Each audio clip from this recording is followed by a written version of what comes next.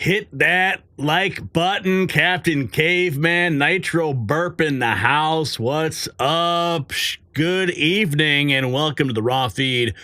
I'm Gary Franchi, coming to you live from just outside of Chicago on this remarkable day 51 of President Donald Trump reclaiming the White House, and what a day it has been. Tonight we've got an explosive lineup that exposes the truth the mainstream media doesn't want you to hear, and before we dive in, I want to remind you that this show is different. We don't just talk at you, we talk with you. Our viewers are the lifeblood of this program, and your reaction to today's breaking news, it matters. Right now, we're streaming live on YouTube to millions worldwide, as well as on Rumble and X. And let me tell you something, the tech overlords don't want this information getting out. That's why I'm asking you to share the stream via text message to your friends and your family. That's the only way we bypass the algorithm that's trying to silence us. And after you text this link out, go to the chat room and type 1 so we can confirm the share. And listen carefully. If you're not following us on Rumble and X, you need to do that today. The censorship is real, and we need multiple platforms to ensure that the truth gets out. And, oh, just a moment. I'm getting a message here.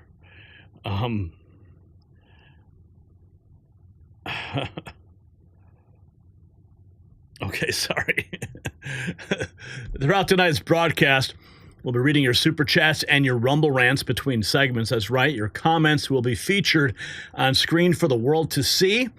Those who send super chats get priority. And by the way, your voice does really matter here. Now let's talk about what's happening in America right now. President Trump has been back in the White House for just 51 historic days, and already the economic transformation is breathtaking. We'll show you how his revolutionary policies are creating a manufacturing renaissance and driving global demand for American goods. Meanwhile, the Democrat Party is facing a massive collapse. The radical agenda is crumbling under pressure, and even their media allies can't hide it anymore. We'll break down their spectacular implosion. Then a story the mainstream media is desperately trying to bury.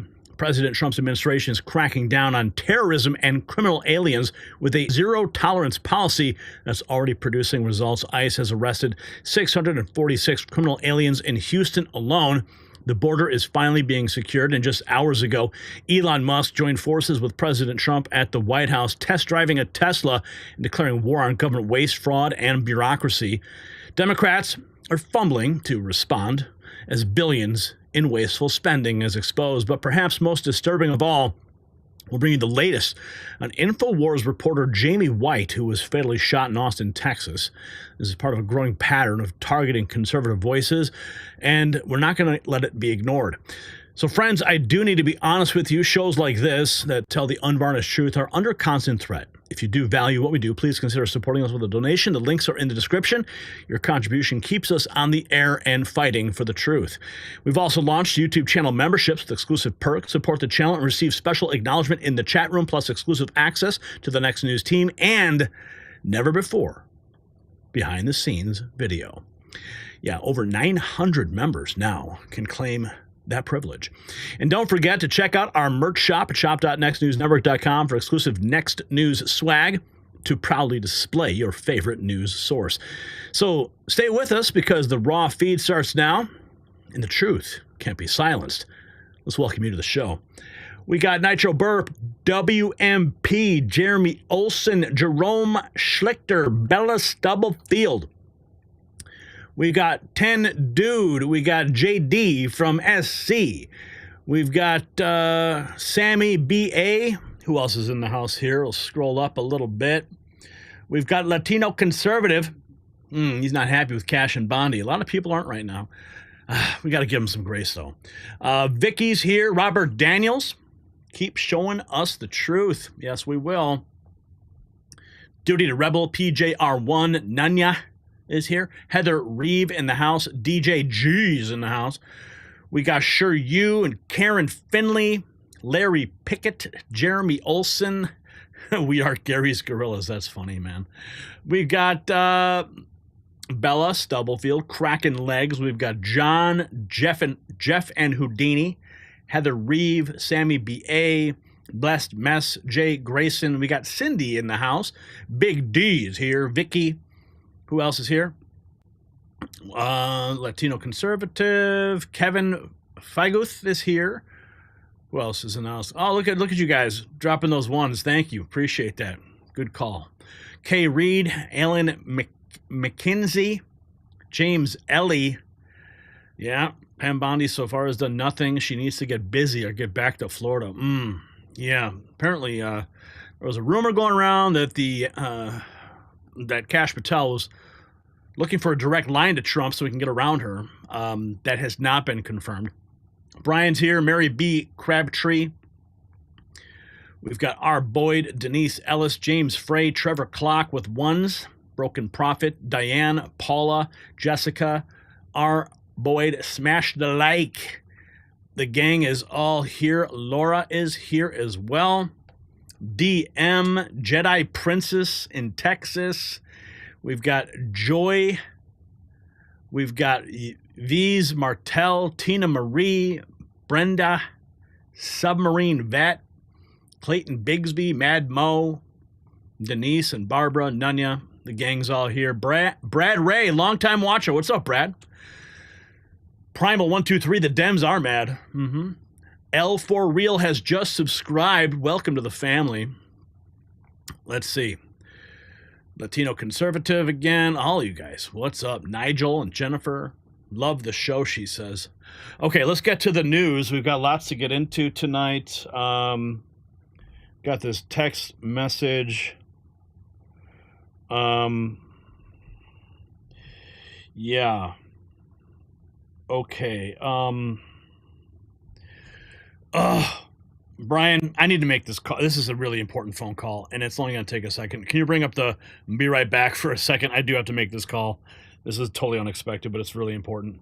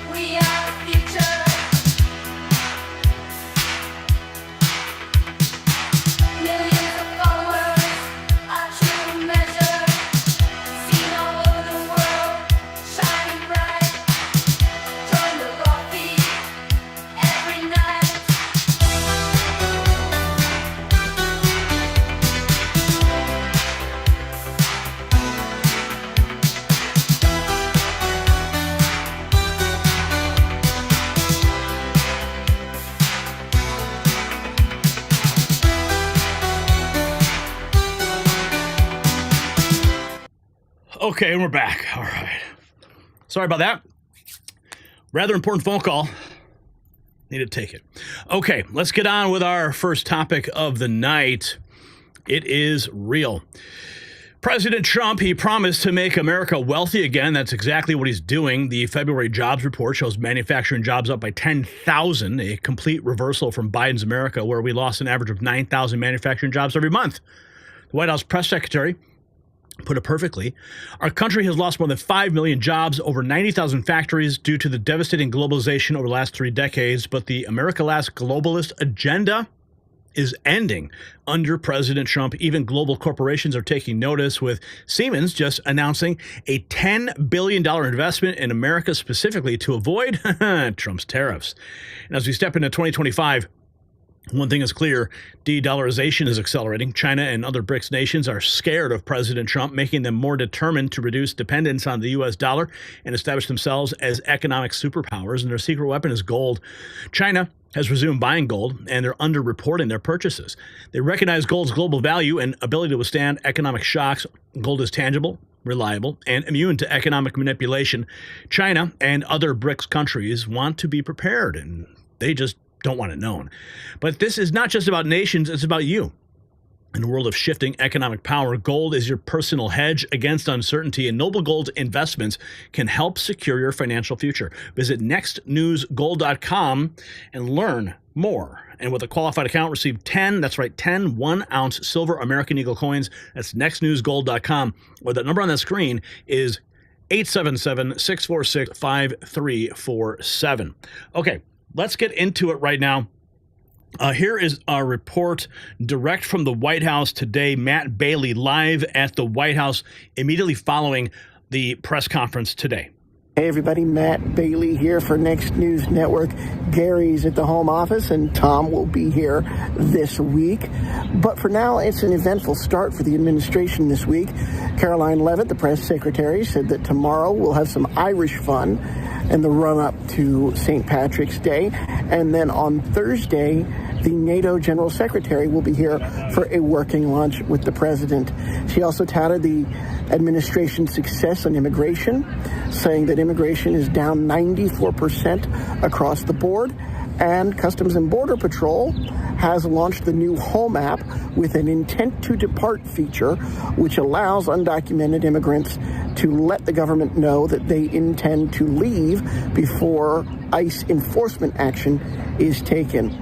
Also on the immigration topic, she discussed at length the detention of Mahmoud Khalil, the recent Columbia University graduate who was arrested under Trump's executive order that anybody who participated in anti-Semitic violence on college campuses during the protests last spring should be detained and deported where possible.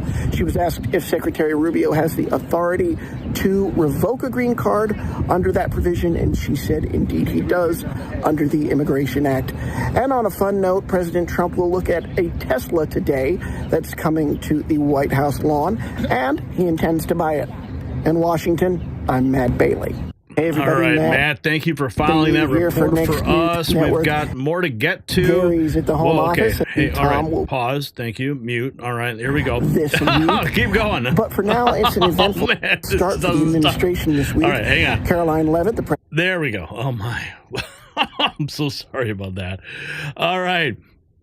It was fireworks in the press room today. Caroline Leavitt slamming an AP reporter. Oh, this was a beautiful moment. Check this out. When we have fair later this year. I'm sorry, have you ever paid a tariff? Because I have.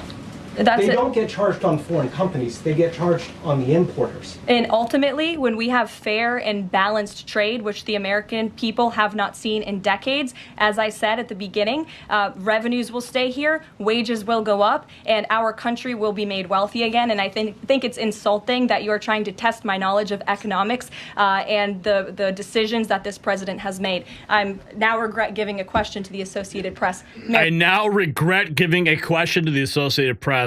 Yeah, the Associated Press is still not in the official pool. So they're feeling a little slighted these days. Jack Posobiec posting, this is the AP weasel who snapped at Caroline Leavitt in the White House over tariffs. He's a career journalist with zero business experience, but attempted to go on a tirade as if he was some sort of expert. He doesn't even have a degree in economics. Here he is. Looks like he's on a plane, and he's wearing a mask, and he's wearing a tuxedo or something. I don't know. Okay, then we have this. Pelos swing 4 hours after President Trump escalated U.S. tariffs on Canada. Ontario has agreed to suspend 25% tariffs on electricity exports to the U.S. pending negotiations on a renewed USMCA trade deal. The art of the deal in action. And here is the message that he posted.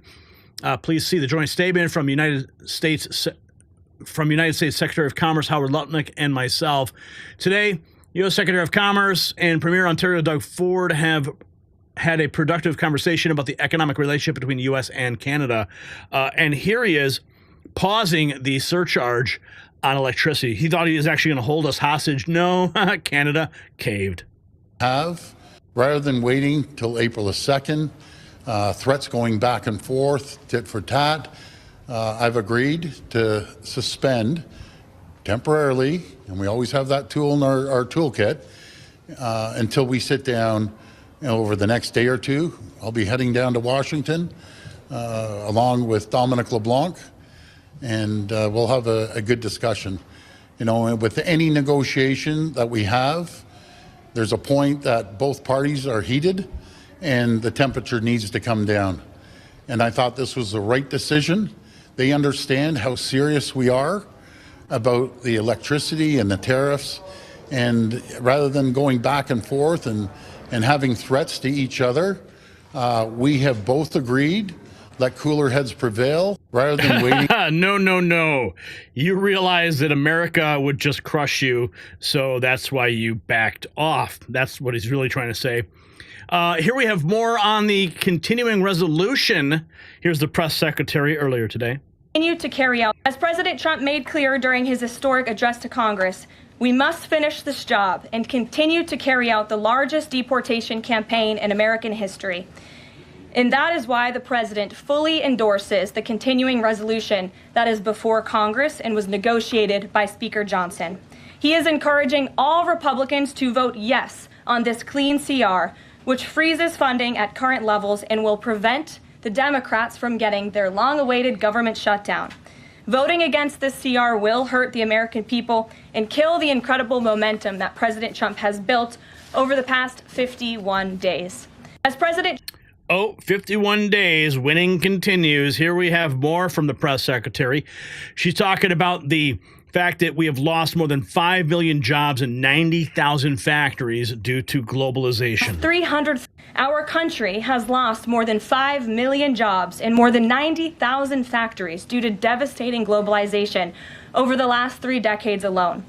North Carolina lost 300,000 manufacturing jobs, including 60% of its furniture manufacturing jobs in the years following NAFTA. And in Michigan, globalist policies destroyed 250,000 jobs, including 40% of the auto industry, which again we know is clawing back because of President Trump's action already. These are harrowing statistics that represent countless towns and families who have been completely destroyed. But the America Last globalist era is ending under President Trump. He will no longer allow our country and our workers, our hard-working American families, to be ripped off. No longer will we be ripped off, folks. President Trump is the adult in the room. Here we have, this is the jobs report, press secretary as well. Let's check it out. On the economy, February's jobs report was good news for America, particularly our manufacturing sector. The manufacturing sector gained 10,000 new jobs in just 1 month under President Trump.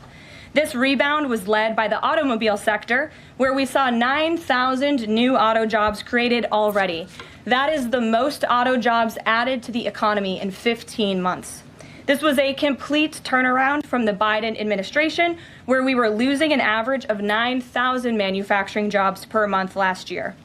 Reuters is out with a report that a number of companies are now looking at expanding their presence or bringing their businesses into America because of President Trump's policies. And just moments ago, before coming out here, I saw another report by Reuters revealing that Merck has opened a $1 billion facility at its North Carolina site. This is just the latest pharmaceutical company to boost its U.S. manufacturing in lieu of President Trump's tariffs. This announcement follows Eli Lilly's plans to invest at least $27 billion to build 4 new manufacturing plants here in the United States.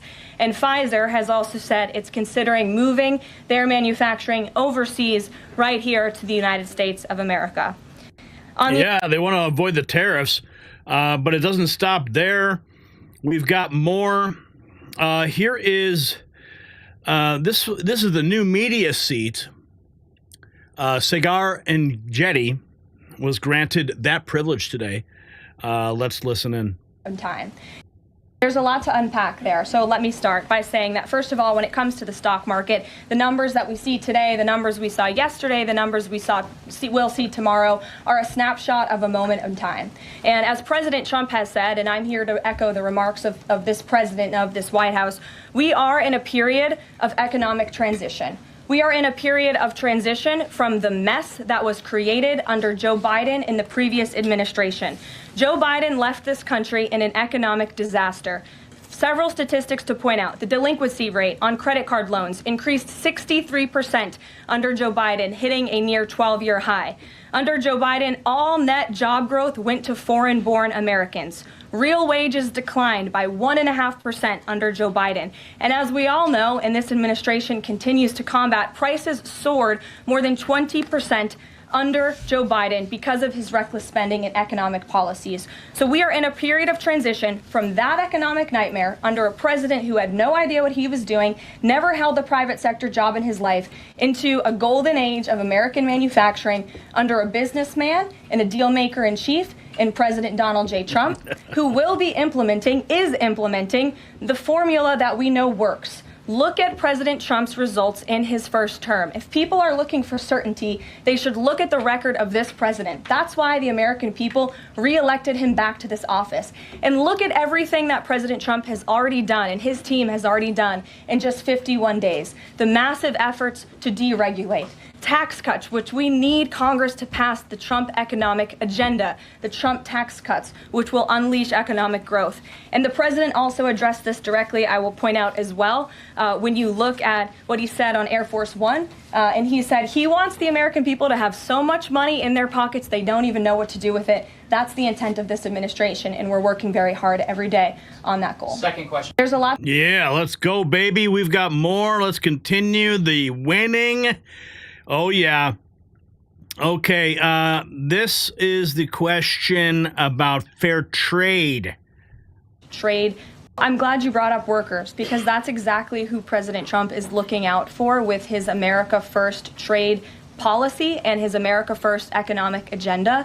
And if you look at, there's great indication to be optimistic about where the economy stands. And the American people, investors, CEOs, small business owners, but most importantly, workers, should bet on President Trump, because his tariff policies, what he envisions is reciprocity, fair trade practices where American workers are put first and are no longer ripped off by foreign countries all over this world.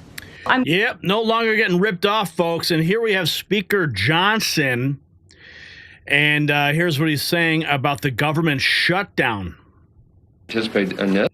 They're planning to vote down the simple bill. They are going to try to shut the government down. Every House Democrat will participate in this. It looks like that would be a shame if it's true. I hope some of them will have a moment of clarity themselves and do the right thing. But it looks like they're going to try to shut down the government.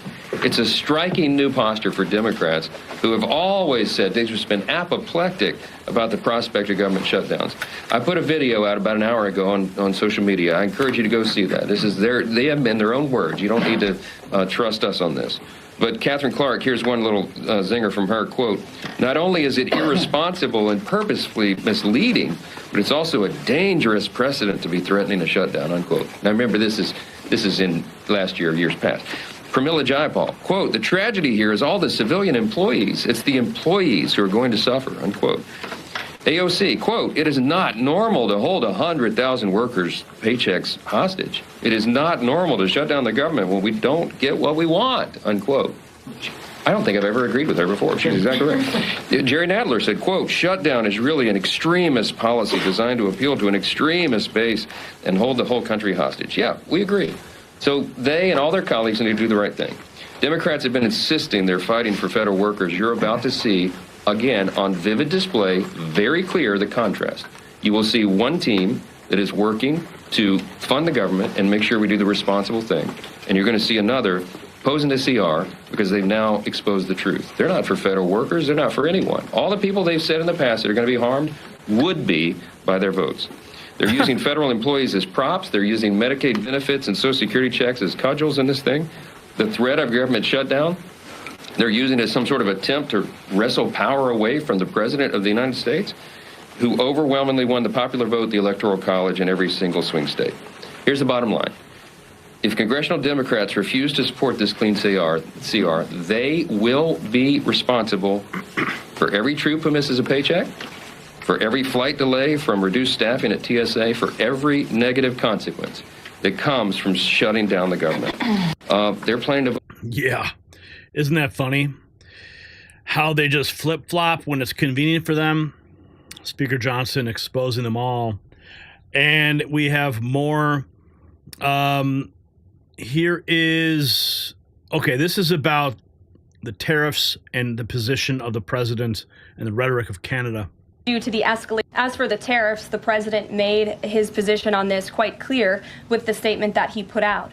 And it was a retaliatory statement due to the escalation of rhetoric that we've seen out of Ontario, Canada. The president saw the premier, Doug Ford, make an egregious and insulting comment threatening to shut down electricity for the American people, for hardworking American families.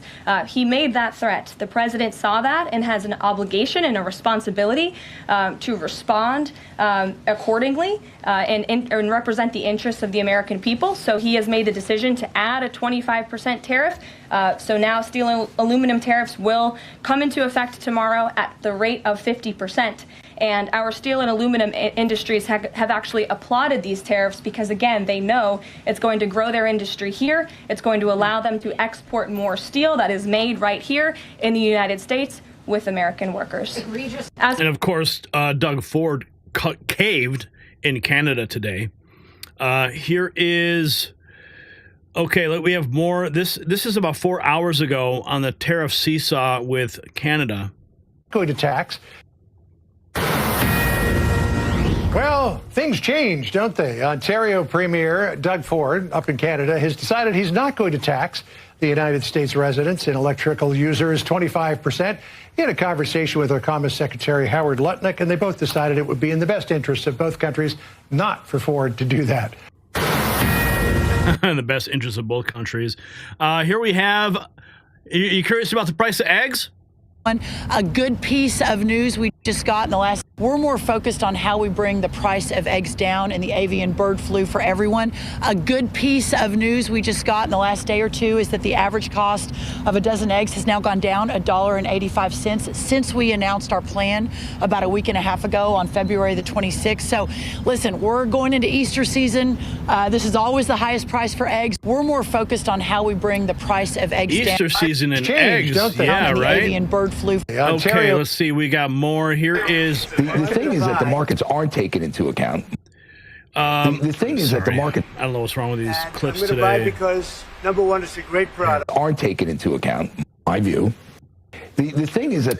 Okay, let me set this up. Some goodies coming, lower taxes, less regulation, and less fentanyl. The markets aren't taken into account, my view, and I think this is pretty much backed up by everybody I'm speaking to, is that there's there's some goodies coming, right? Lower taxes, less regulation, less fentanyl in this country because we closed the borders, which is going to be good for the economy. Less immigration, which means you don't have illegal immigrants clouding our healthcare system. All this is happening right now, and it's not being factored into the market. So I would just say this, if you're looking at this sort of broadly, this is a puke. Technical term. We need to get some of this out of our system. It's a puke. The market is puking. All right. Here we have President Trump, and when he bought his Tesla today. Hello, President Trump. Are you looking to buy or lease today? Well, I'm going to buy. And I'm going to buy because, number one, it's a great product, as good as it gets. And number two, because this man has devoted his energy and his life to doing this. I think he's been treated very unfairly by a very small group of people. And I just want people to know that you can't be penalized for being a patriot. And he's a great patriot. And he's also done an incredible job with Tesla. And I mean, nobody else has a car company started up in the last 30 years that's been successful. I don't think so.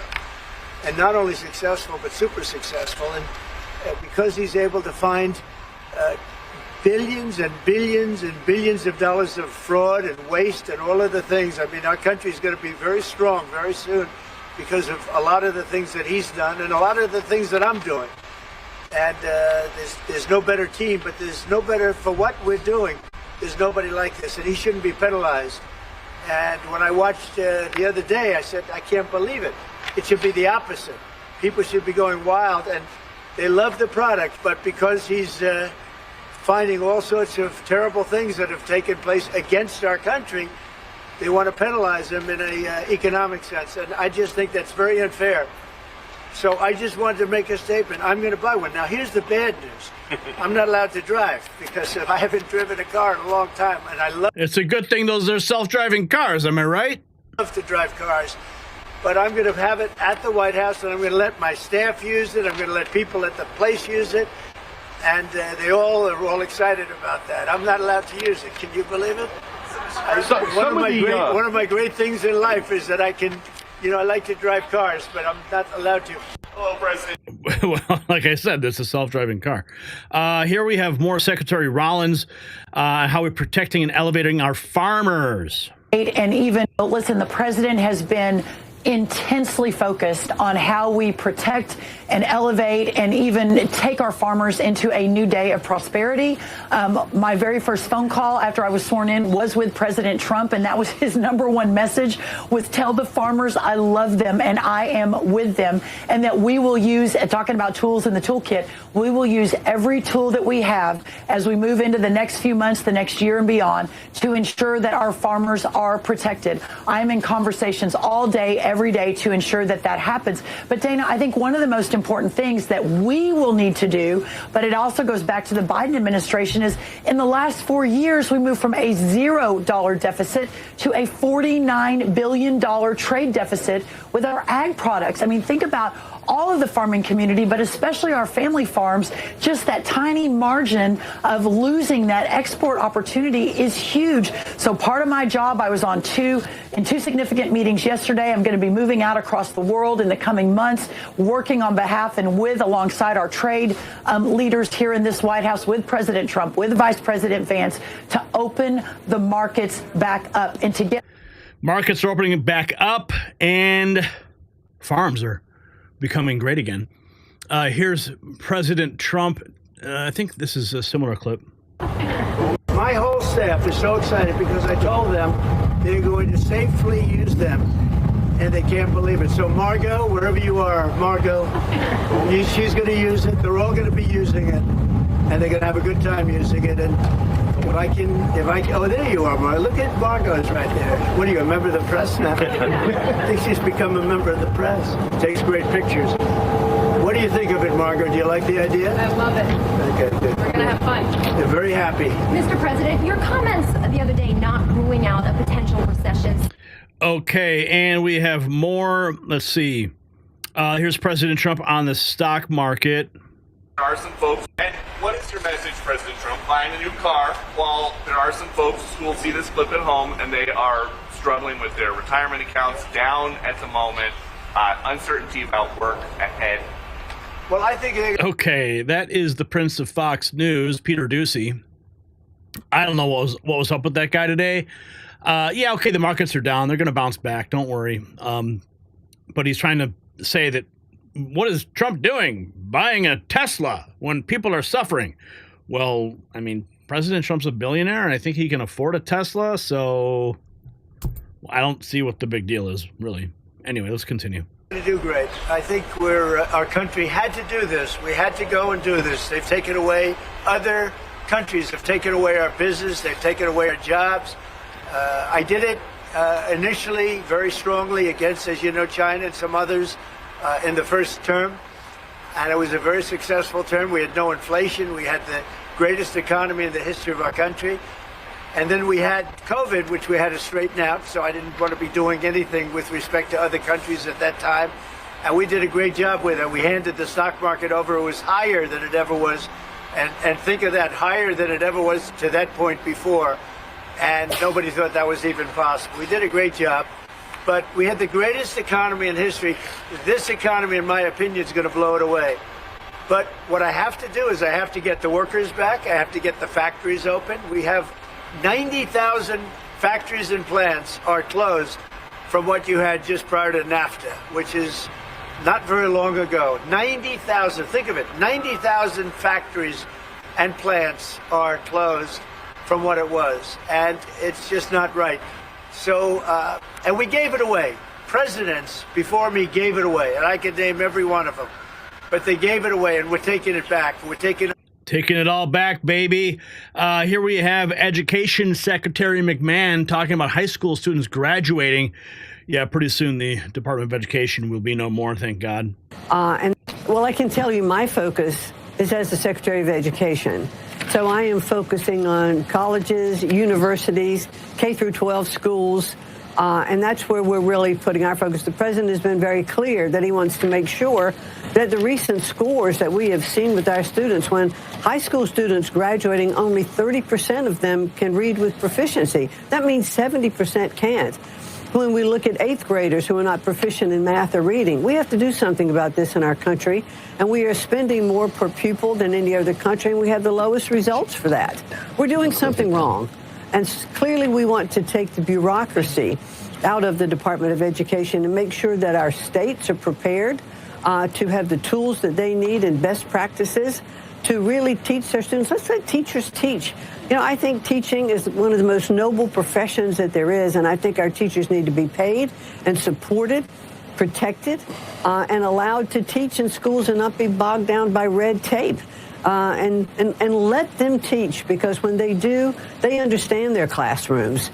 The best teaching is that closest to the students, and I think we're going to see improvements in our scores when we get the bureaucracy of the Department of Education out of the way.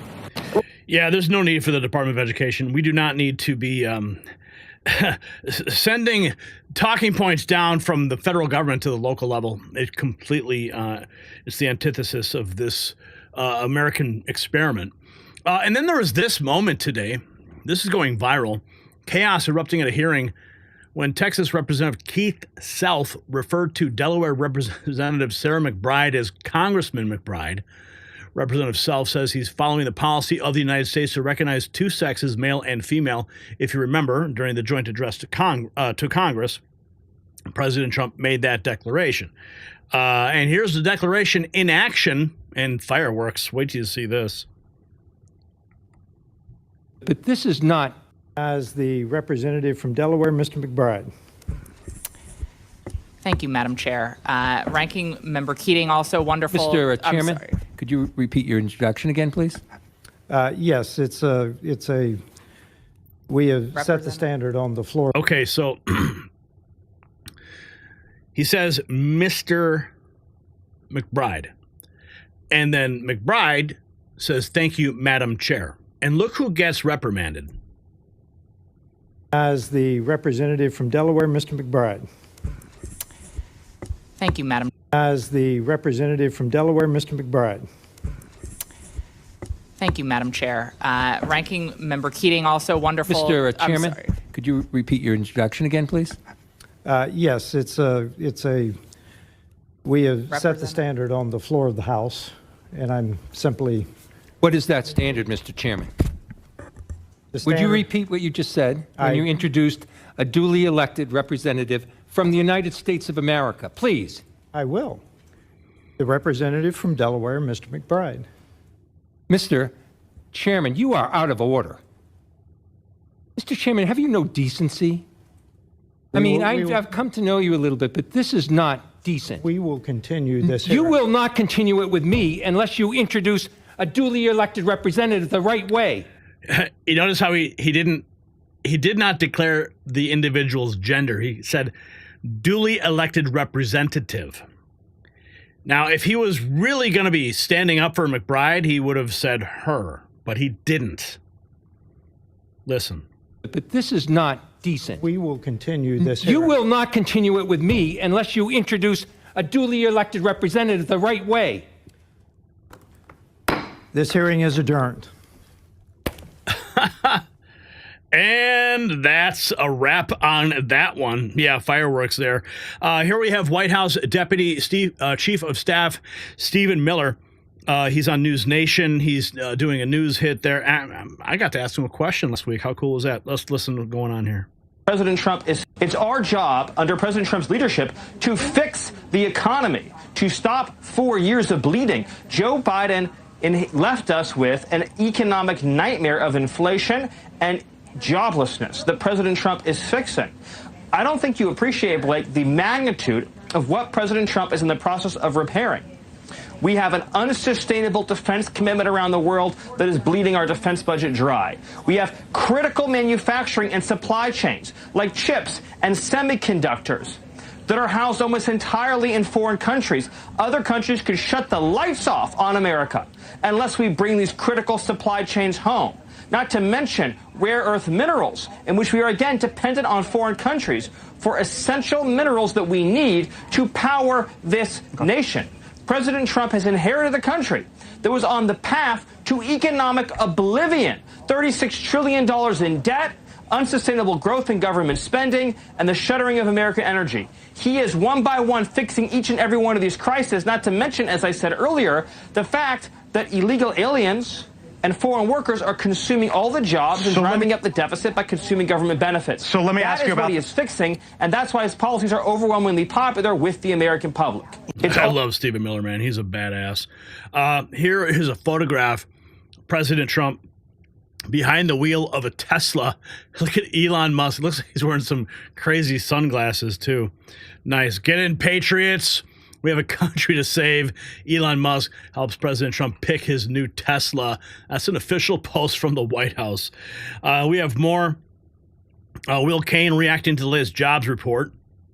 First time the Bureau of Labor Statistics reporting that the economy added, wait for it, 151,000 jobs in February. Now, when you dig in farther than, sort of the headlines, you really find something important. The real story here, and that's what the Heritage Foundation found, first time in 15 months, annual job growth among native-born Americans exceeded that of foreign workers. That is a wow. And finally, when it comes to the border. Yeah, really, truly. That is big, finally, Kevin. That's big. For you. It is well, big. Hold on, that's big. That's huge. That is the points of an economy, is to grow jobs for people that live in America, not for people who might move to America. That's a supplementary side of the economy. Native-born job growth?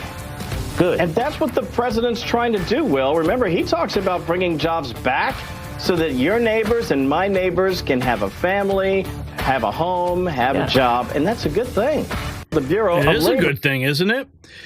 If you look at the rates of tariffs across the board, Canadians have been imposing on American people or workers. Here, let's listen. Tariffs across Canada have been ripping off the United States of America and hardworking Americans for decades. If you look at the rates of tariffs across the board that Canadians have been imposing on the American people and our workers here, it is egregious. In fact, I have a handy-dandy chart here that shows not just Canada, but the rate of tariffs across the board. If you look at Canada, since you brought it up, American cheese and butter, nearly 300% tariff. You look at India, 150% tariff on American alcohol. You think that's helping Kentucky bourbon be exported into India? I don't think so. 100% tariff on agricultural products from India. Look at Japan, tariffing rice, 700%. President Trump believes in reciprocity, and it is about dang time that we have a president who actually looks out for the interests of American businesses and workers. And all he's asking for at the end of the day are fair and balanced trade practices, and unfortunately, Canada has not been treating us very fairly at all over the past several decades. Wow, reciprocity is going to be a bitch. Here we have more, I think. Here she is on RSBN. This is the same press conference talking about what happens when we purchase products here. The jobs, as the president has said over and over again, when we purchase products made in the USA, the profits stay here, the revenue stays here, and most importantly, the jobs stay here. And despite the globalist mainstream media's attempts to worry consumers, President Trump will not repeat the trend of past American presidents who broke their promises to the American public and smiled while they stuck a knife in the back of American workers and shipped their jobs overseas. Our country has lost more than 5 million jobs in more than 90,000 factories due to devastating globalization over the last 3 decades alone. North Carolina lost 300,000 manufacturing jobs, including 60% of its furniture manufacturing jobs in the years following NAFTA. And in Michigan, globalist policies destroyed 250,000 jobs, including 40% of the auto industry, which again we know is clawing back because of President Trump's action. We played that clip earlier, but it is clear President Trump is going to be protecting Social Security. And Medicaid. President Trump has been unequivocally clear on this. He is going to protect Social Security and Medicare benefits and Medicaid for hardworking Americans who paid into these entitlement programs and deserve those hard-earned benefits. And unfortunately, the mainstream media has taken Mr. Musk out of context. I saw a Bloomberg headline that our team actually worked on getting updated and fixed because it was so wrong, and it took Mr. Musk out of context. What he was specifically referring to cutting was the waste and the fraud and abuse that does exist in these programs. According to an IG report from the Social Security Administration, there's more than $70 billion of fraud in the Social Security program alone that we know of. And so the president will continue to protect these programs for hard-working Americans, and actually cutting the waste, fraud, and abuse out of these programs will protect it for hardworking Americans. Caroline, respectfully, he said around $500 to $700 billion. There was no evidence to claim that, and also if that is the case, that would represent more than a third of what Social Security paid out last year, maybe 20% of Social Security and Medicare. Again, if you read his full quote, he said, "We think." So it's an estimate based on what he's seen. He's not saying definitively. He's saying that's what DOGE suspects and thinks. And that's exactly why DOGE was created, to ensure that we are investigating the fraudulent spending, the wasteful abuse across our federal government. And I would remind everybody in this room that 77% of the American people support this effort by Elon Musk and DOGE to identify such waste, fraud, and abuse. Oh, yeah, I support it. Ain't that the truth? Okay, the price of eggs. Okay, did we cover this yet? I think we did. Let's just check in, because I know we covered the eggs on the other. We definitely do share the concerns of the American people when it comes to the price of eggs. However, good news, the average cost of a dozen eggs is actually down since Secretary Rollins and President Trump announced their plan. It's down $1.85. So that's good news on the cost of eggs. And as we know, under the Biden administration, egg prices went up 22%. This is another example of an economic mess that President Trump inherited, and the Secretary of Agriculture and the President are focused on fixing it. Secretary Rollins put out a 4-point plan, to address this crisis, and she has been honest and realistic with the American people, as this administration always is. It will take about 3 to 6 months to get the egg supply back to where it should be, but she's focused, and this administration is focused on doing that every day. President Trump making eggs great again. That's right. In case someone says Trump started the tariffs, here are the Canadian tariffs on U.S. products that existed prior to 2025. Dairy products over USMCA quotas. Milk up 241%. Cheese up 245.5%. Butter up almost 300. Yogurt almost 250. Cream up to 270. Poultry, chicken, turkey, poultry fat, 238, 182, 249, eggs and egg products, shell eggs, processed eggs, 163.5, 238, softwood lumber. I mean, these are all of the tariffs that Canada is taking advantage of us. So it's time for reciprocity, and that's exactly what is going to happen, as of course Canada has folded Here we have a major German company announcing $10 billion investment in the United States. If you want to electrify... What are you going to be doing in that shiny new plant behind you? So this plant behind me is producing switchboards. So if you want to electrify a data center, you need switchboards. And this is a huge demand. Each customer has a little bit of a different one, and this one assembles really perfectly to the quality needs switchboards for data center customers, but they go also in other places. Can I just ask you for some clarity here? Are these bolt-ons or additions, add-ons to existing plants? I just want it to be clear for our viewers. This is a very new plant. So we have another plant nearby in Grand Prairie. This one in Fort Worth is a brand new one. We, along with Bonoma, we invested almost $300 million. This will create 900 new jobs. These are new capacities which we are building up to serve the demand of our customers, which is increasing, as you can imagine, because data centers are mushrooming because of AI technology, needs all that compute, and we are taking care that they can go up and running. I just wanted to tell you, as you know, the big word of the day here is tariffs, and President Trump has threatened very seriously to slap 25% tariffs on all European goods coming into the United States. He calls them reciprocal tariffs. Does your build out here in the United States help you dodge some of that or mitigate some of the pain from that? Yeah, it does, definitively. And I mean, I can understand the logic, which is all fair, having a level playing field, that's good. Bringing manufacturing back to the United States, creating jobs, that's good, but also having technological leadership, which is the motivation behind. So I can tick the box in all aspects. Sometimes the speed is a little bit of a challenge because you need to relocate manufacturing. That takes a little bit of time. But we did that in the past, and we will continue to do it in the future. So we are local for local. There we go, baby. $10 billion from Siemens right there. It's happening. Here's President Trump. David Friedberg predicts Trump's master plan. Listen. If I were to, I don't sit inside of Trump's head, and I don't have any direct line of communication to folks that are constructing the theory and the policy. If I were to say, what's the most masterful plan in an optimistic way of what could be going on here, I would kind of craft it as follows.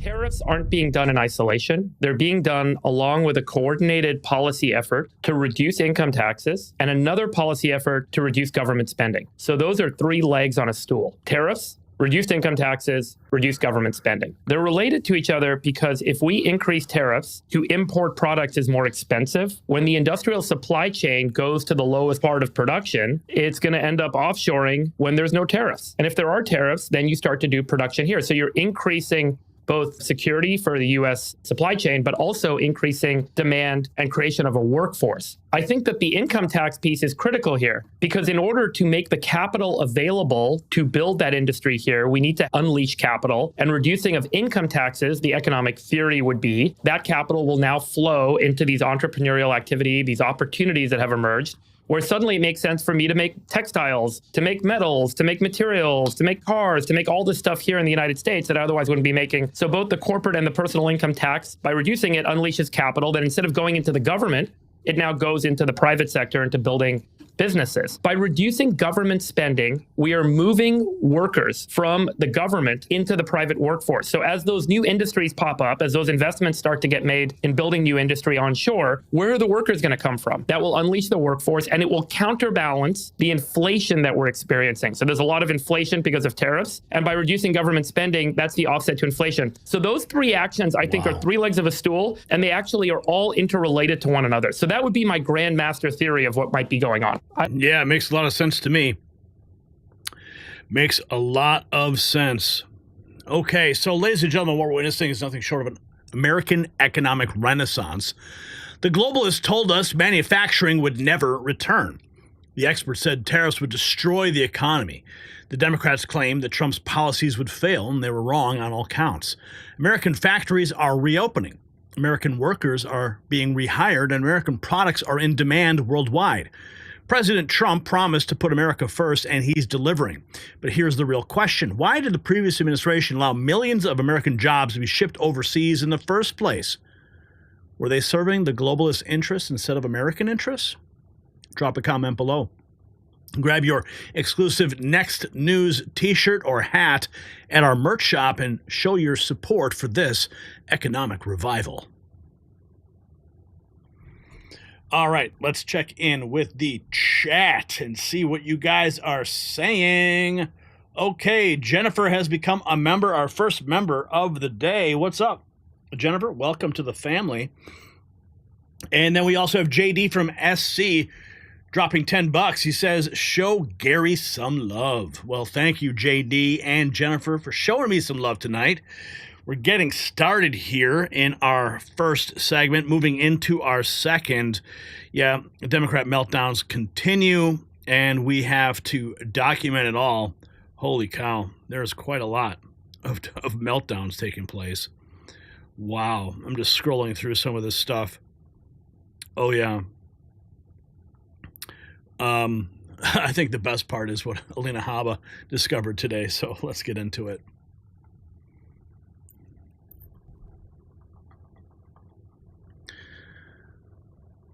The Democrat Party is in absolute freefall. Their radical agenda is crumbling under its own weight as Americans wake up to their failures. Even mainstream media outlets can't hide it anymore. CNN is openly mocking Democrat campaign videos while MSNBC struggles to defend Biden's adoption of Trump's tariffs. Liberal commentators like Scott Jennings are warning, if you want the United States to be overrun by radicals the way Europe has, be my guest. Meanwhile, failed governors like Gavin Newsom, who've run states like California into the ground, are being exposed for taking orders from China. And the left's grip on power is slipping, and they're getting very, very desperate. That's right. And as the Democrat radical agenda ages prematurely before our eyes, what about you? Are you aging too fast? A groundbreaking 2024 study shows that daily collagen can dramatically reduce wrinkles and improve skin firmness, exactly what the left's failing policies need. Unlike Democrats' empty promises, the science-backed multi-collagen formula delivers real results with 5 key types from 4 different sources.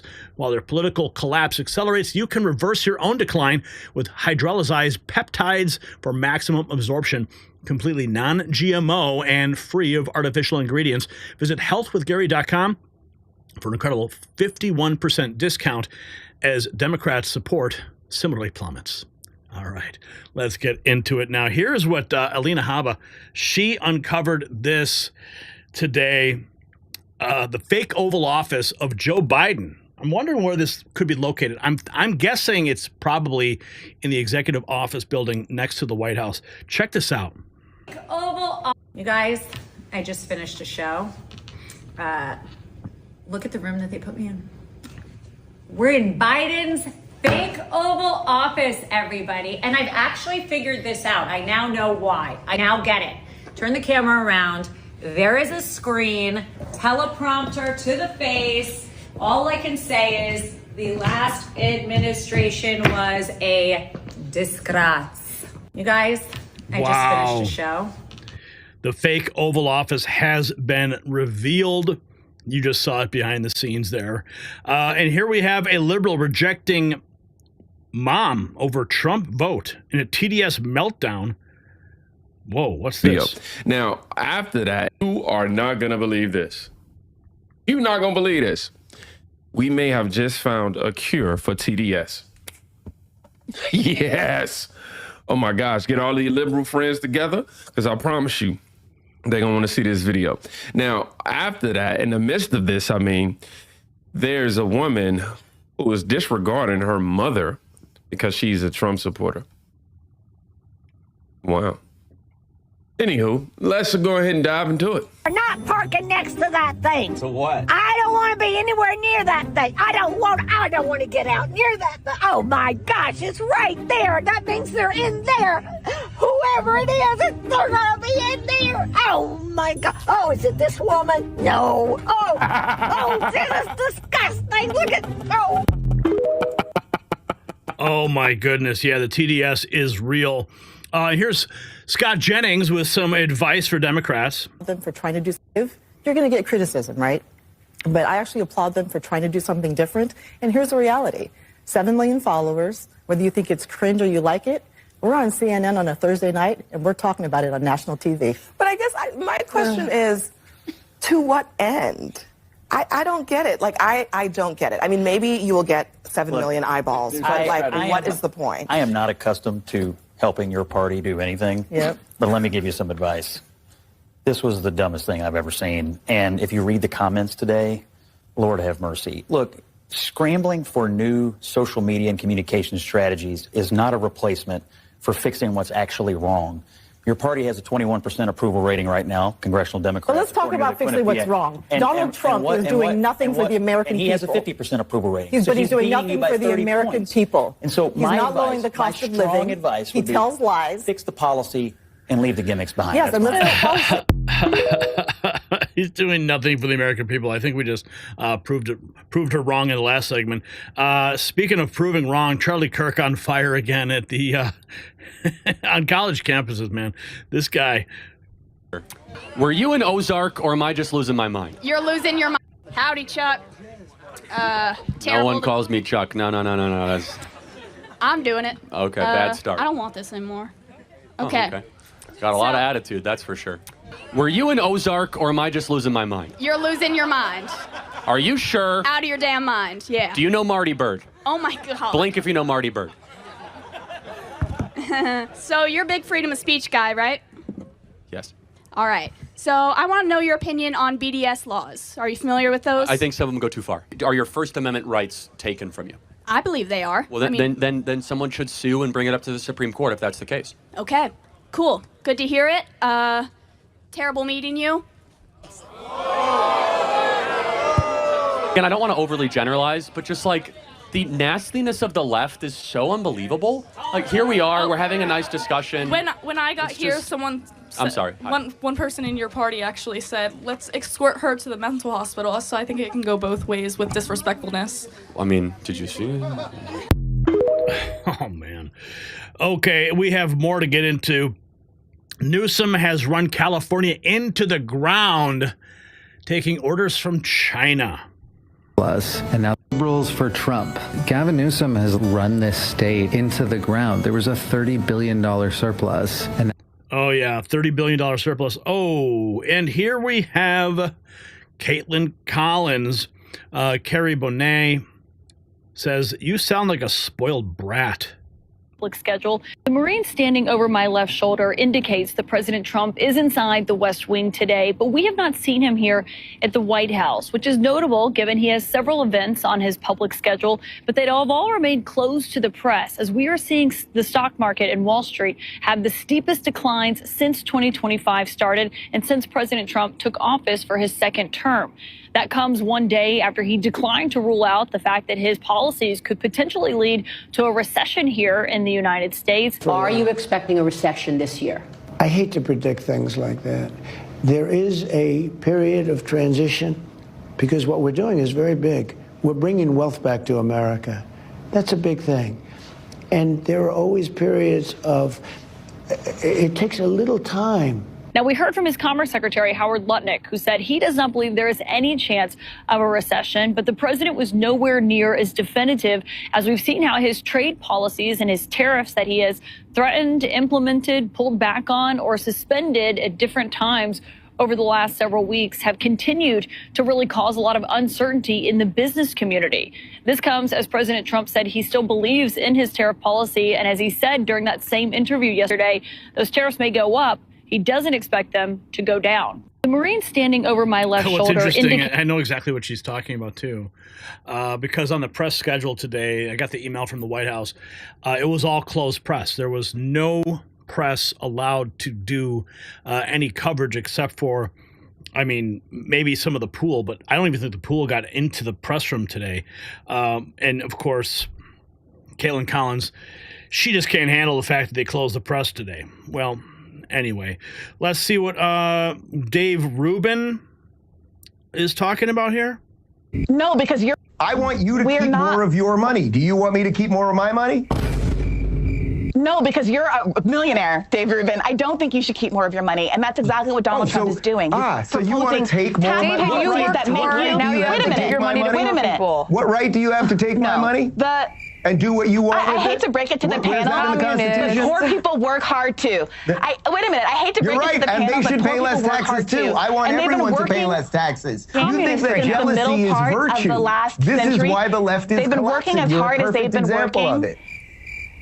I think it's really fascinating that if someone sticks up for working people in this country, they're called a communist. I want working people to have more of their money. You want Dave Rubin to give. So how much of my money do you need? Okay, enough. All right. Here we have Thomas Hearn. If you want the United States to be overrun by radicals the way Europe has, be my guest. Oh, Scott Jennings again. United States to be anti-American speech, Scott. That's enough. Look, look, what they have engaged in is a clear threat to the United States. And if you want the United States to be overrun by radicals the way Europe has, be my guest. But I think the president needs to stand up for the integrity of the United States. What is the threat?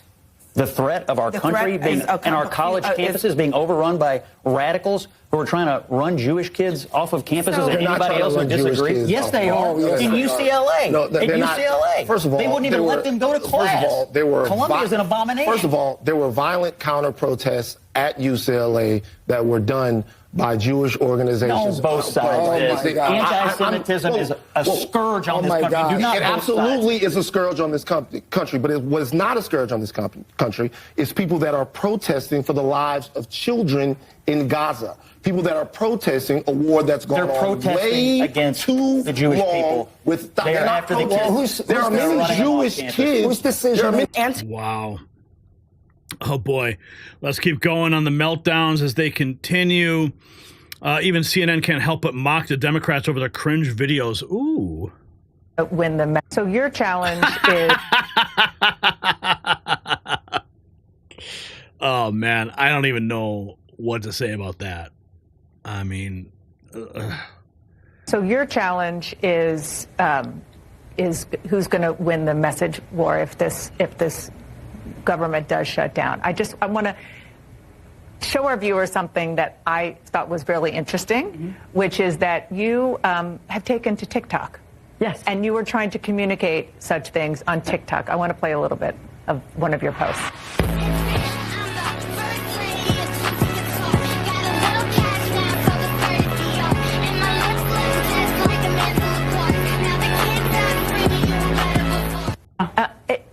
Just in order to get in the game for Democrats, particularly when you're approaching such a tough time, which is the potential shutdown. You have to communicate where people are and what they're listening to and what they're reading, etc. You change, your environment changes. You know that. There's old school, and now you have to move. You can either move with the times or you can be left behind. My choice is to move with the times. Well, I enjoyed that. Thank you. Please come back. Sure. Yeah. Okay. Oh, that was cringe. Pure cringe.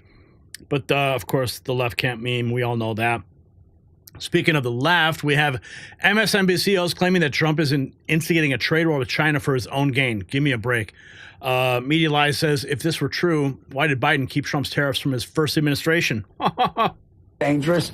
Yeah. But, the thing is, we had Tom Rogers on the other day, and Tom said you can't lower prices that much too quickly because that's called deflation, and that's even more dangerous than inflation. So again, this promise that everything was going to go back to 2019 prices, just not realistic under any scenario.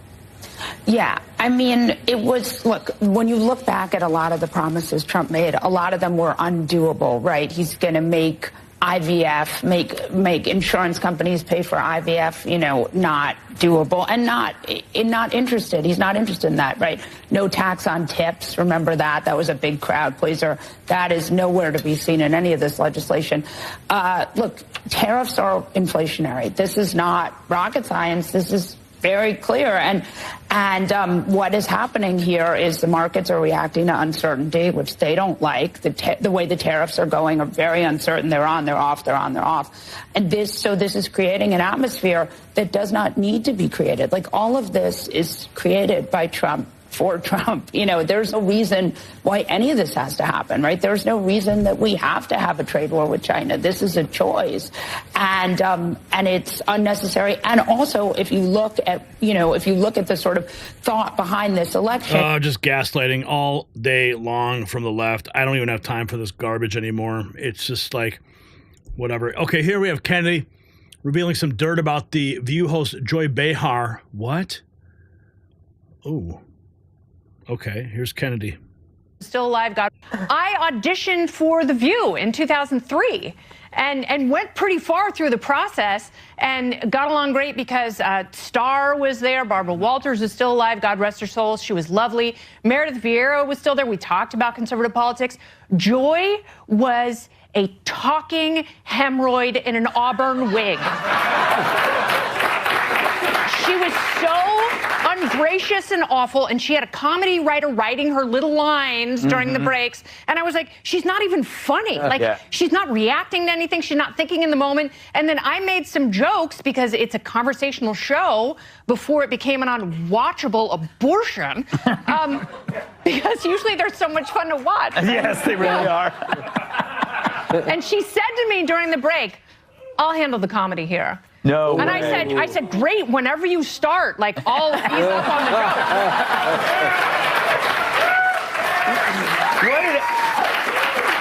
joke. You can't judge a book by its cover, and that is one ugly cover. It's a leather. Oh, my goodness.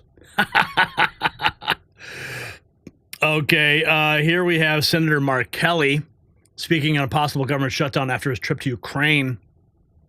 First of all, well, it hasn't been passed over in the House yet, and I will take a look at it. Do you think you would be open to voting for it to take a look shutdown? at it? You know, there's well, first of all, this White House is already shutting down parts of the government, and they walked away from negotiations on appropriations bills.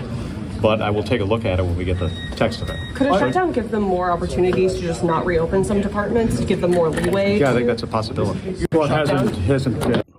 Okay, what else have we got here? Nothing authentic about liberals. Everything is staged and paid for. George Soros and his organizing and financing terrorism across college campuses, including targeting Elon Musk Tesla dealerships nationwide. Let's take a look at this news clip. Protests alive. Cheap tents. I mean, these are industrial type of tents. Yeah, you know, I did stories about, you know, there's so much money behind this.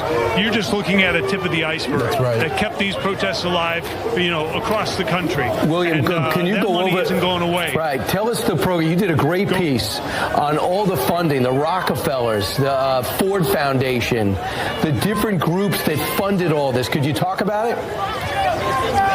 Yeah, so we started, where's the money coming from for the Students for Justice in Palestine and the committee, the U.S. Committee for Palestine, these kind of things. And what you find is layer and layer upon foundations, shell companies, very difficult to trace because unlike a 501c3 where there is a paper trail to be able to see where the money came from, where it goes, that doesn't exist. There's dark money around here.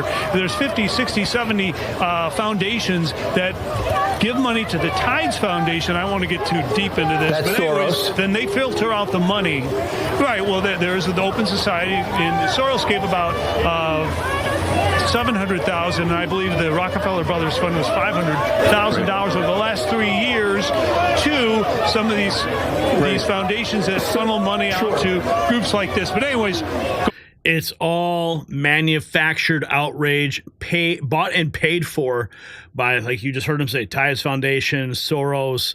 But here we have Thomas Hearn. In 6 months from today, it looks like we do have an upswing in manufacturing. Let's listen. 6 weeks. Let me ask you a question. You've been around a long time. Yeah. Would you judge a presidency based on 1 day or 6 weeks? 6 weeks.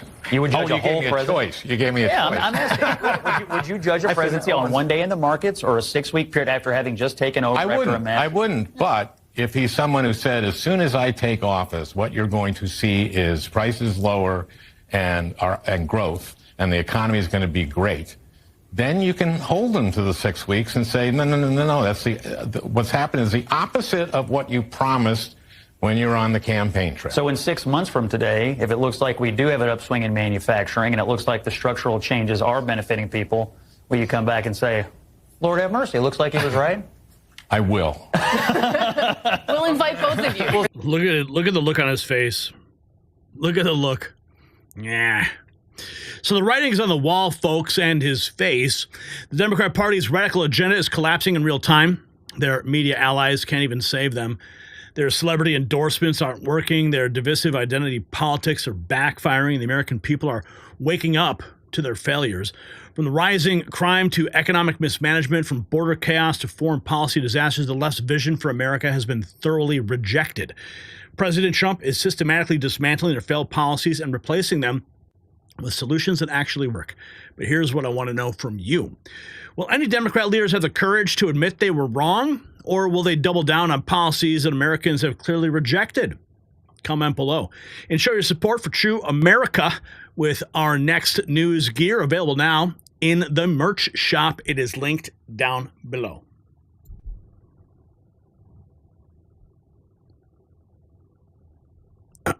All right. So I don't know what's going on. Someone felt it was important enough to give me $5 for me to read this. Gary, your mods are out of control. You should see what they're chatting about. Everyone else here is being nice and proper. LOL. That was from Craig. So, yeah, I can't see what's going on in the chat room. So all I want you guys to do is just behave yourself, or we take the wrenches away. All right, Salt and Light, Canadian, $1.49. Simply a cityscape. Not sure what that is. Maybe it's a super sticker. Okay. All right. Brian, make sure the timer is ready for this next report, please.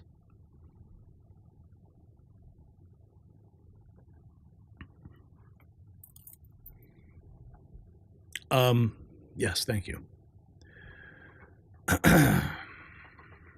Here we go. The Trump administration is making it crystal clear the days of coddling terrorists and criminal aliens are over. The White House press secretary said unequivocally this administration is not going to tolerate individuals having the privilege of studying in our country and then siding with pro-terrorist organizations that have killed Americans. The results are already in. ICE has executed a massive operation in Houston, arresting 646 criminal illegal aliens. Of those detained, 543 had criminal charges or convictions, including violent felonies. FBI Director Kash Patel confirming multiple arrests of drug traffickers in Florida. America is finally getting serious about border security. And while President Trump deports criminals and terrorists, are you battling your own invasion, chronic pain? Like border security, your body needs protection from inflammatory attackers. Dr. Josh discovered a turmeric extract 200 times more powerful than regular turmeric that enforces a zero-tolerance policy on inflammation, deporting pain from your body like ice removes criminal aliens. This border security for your body has helped hundreds of thousands of Americans avoid expensive surgeries and ineffective medications. I've experienced this medication for myself. Visit goldenrevive.com/NNN to learn Dr. Josh's exact method for securing your body's borders against the invasion of pain. Okay, let's get into it now. Secretary Noem talking about the bureaucratic leakers.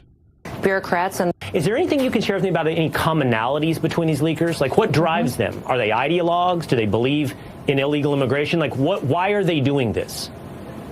Bureaucrats, and they don't like integrity in our government system. They want the status quo. They perhaps don't believe in support in President Trump and what he's doing to make America safe again.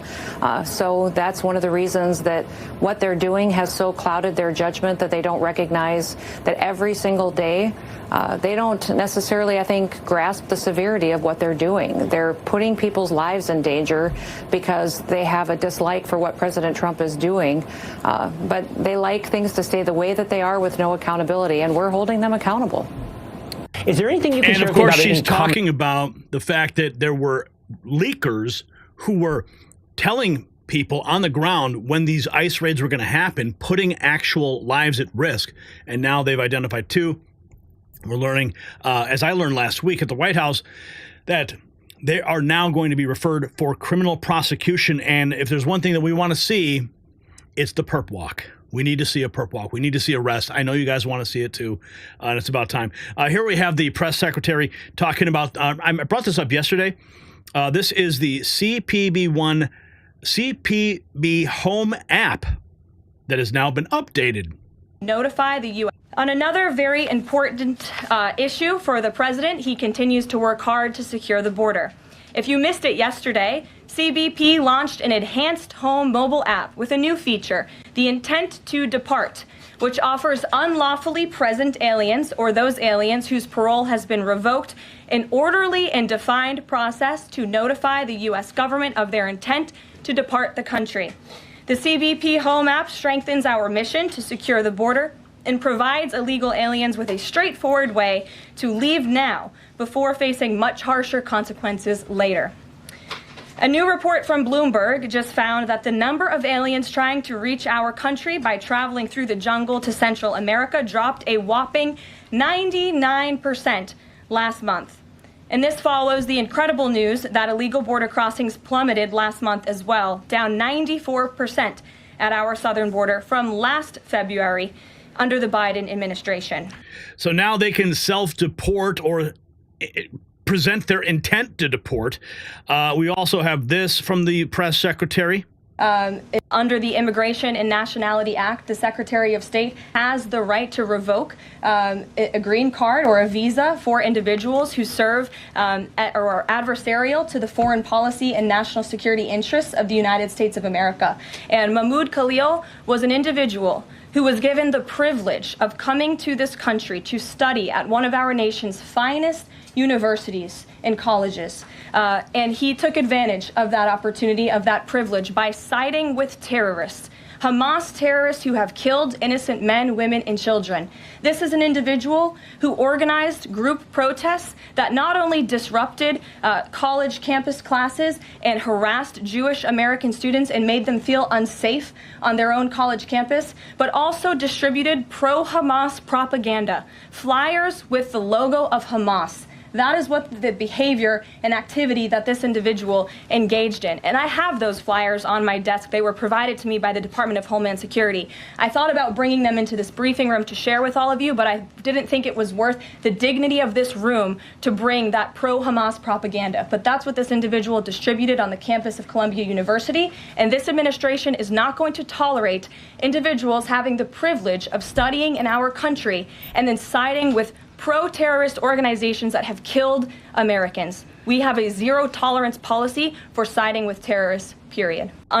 You're either with us or you're with the terrorists, right? Here we have Representative Brandon Gill correcting the claim that he called for Ilhan Omar to be deported. But would you like to see her deported? Or would you like to see her arrested for marrying her brother?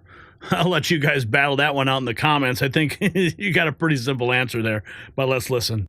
Or you were. Turn to this separate story. You've called for far-left Congresswoman Ilhan Omar to be deported for allegedly helping illegal aliens avoid deportation. The Congresswoman responded to you today on CNN. Let's please get your reaction to this. Whether you are a permanent resident or you are a citizen, you have constitutional rights. And it is really important for people to know those rights. I know that it is red meat for his base that are xenophobic and racist to say to them that I am going to find a way to arrest and deport a member of Congress who he thinks is... She says it's racist and xenophobic.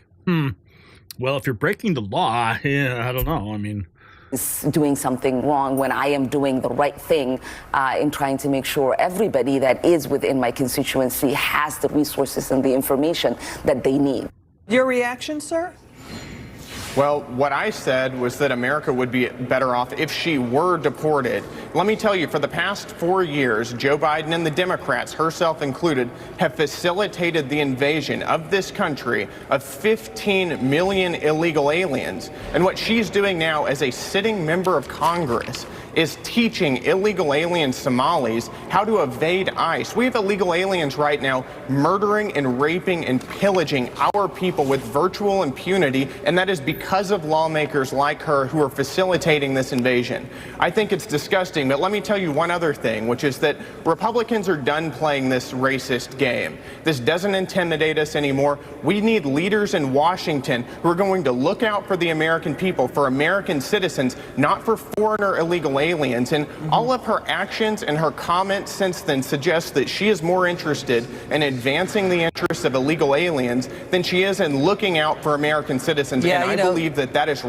Yeah, I believe that's wrong as well. We have more ICE arrested 646 illegals in the Houston area, a week-long operation, Fox News getting posted by libs of TikTok. Huge number. ICE Houston just announced that in a single week-long operation in the Houston area, they arrested 646 illegal aliens. That is a huge number for one ICE office in one single week. ICE says 543 of those illegal aliens were criminals, 140 of which were aggravated felons, 34 were sex offenders or pedophiles, and 52 had drug trafficking or drug possession charges. This is by far the most arrests we've seen from a single operation under this new Trump administration. Let's go. Keep going. Here we have more from FBI Director Kash Patel, an official post. This morning, FBI executed multiple warrants, arrested 5 members of drug trafficking ring in Pasco County, Florida. Thank you to our brave agents, SWAT teams, and local enforcement partners on the ground for their assistance. And posted some images from those arrests and those raids. Yep. Goodbye. So zero tolerance in full effect.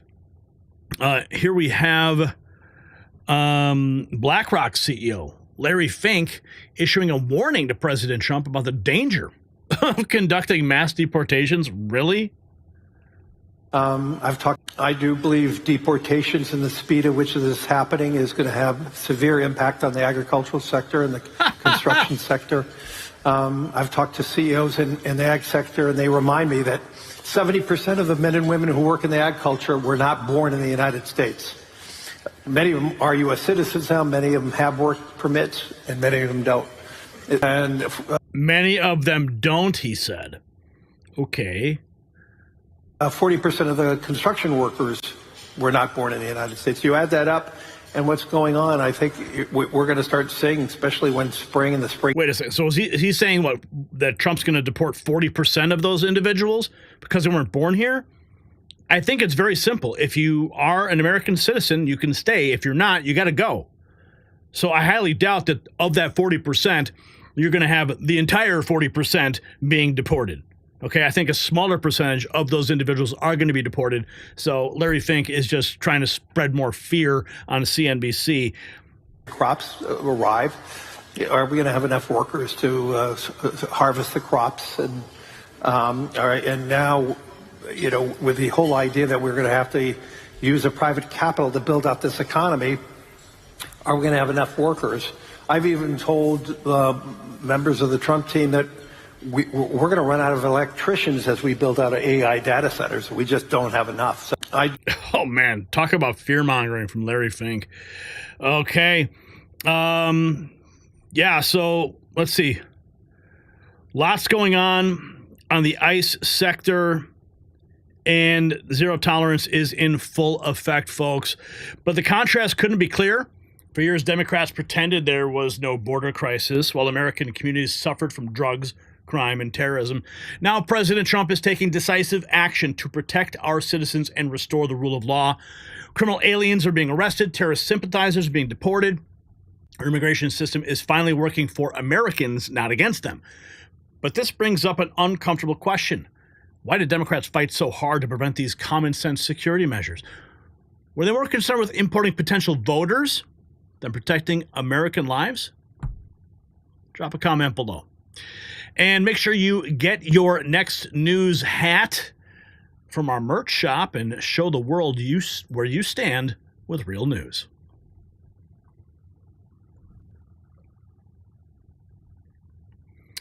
All right, let's keep going. We got a total of 6 new members now. Looks like our Boyd gifted 5 Next News Network memberships. Sweet.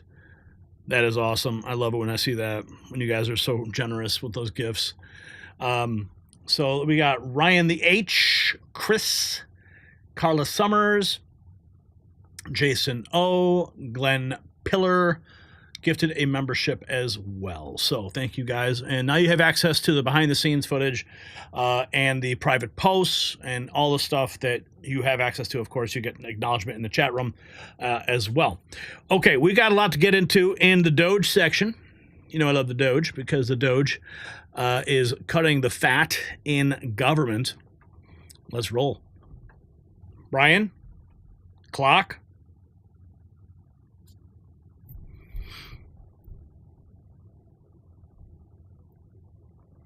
Elon Musk has thrown down the gauntlet against the Washington swamp and the establishment's in panic mode.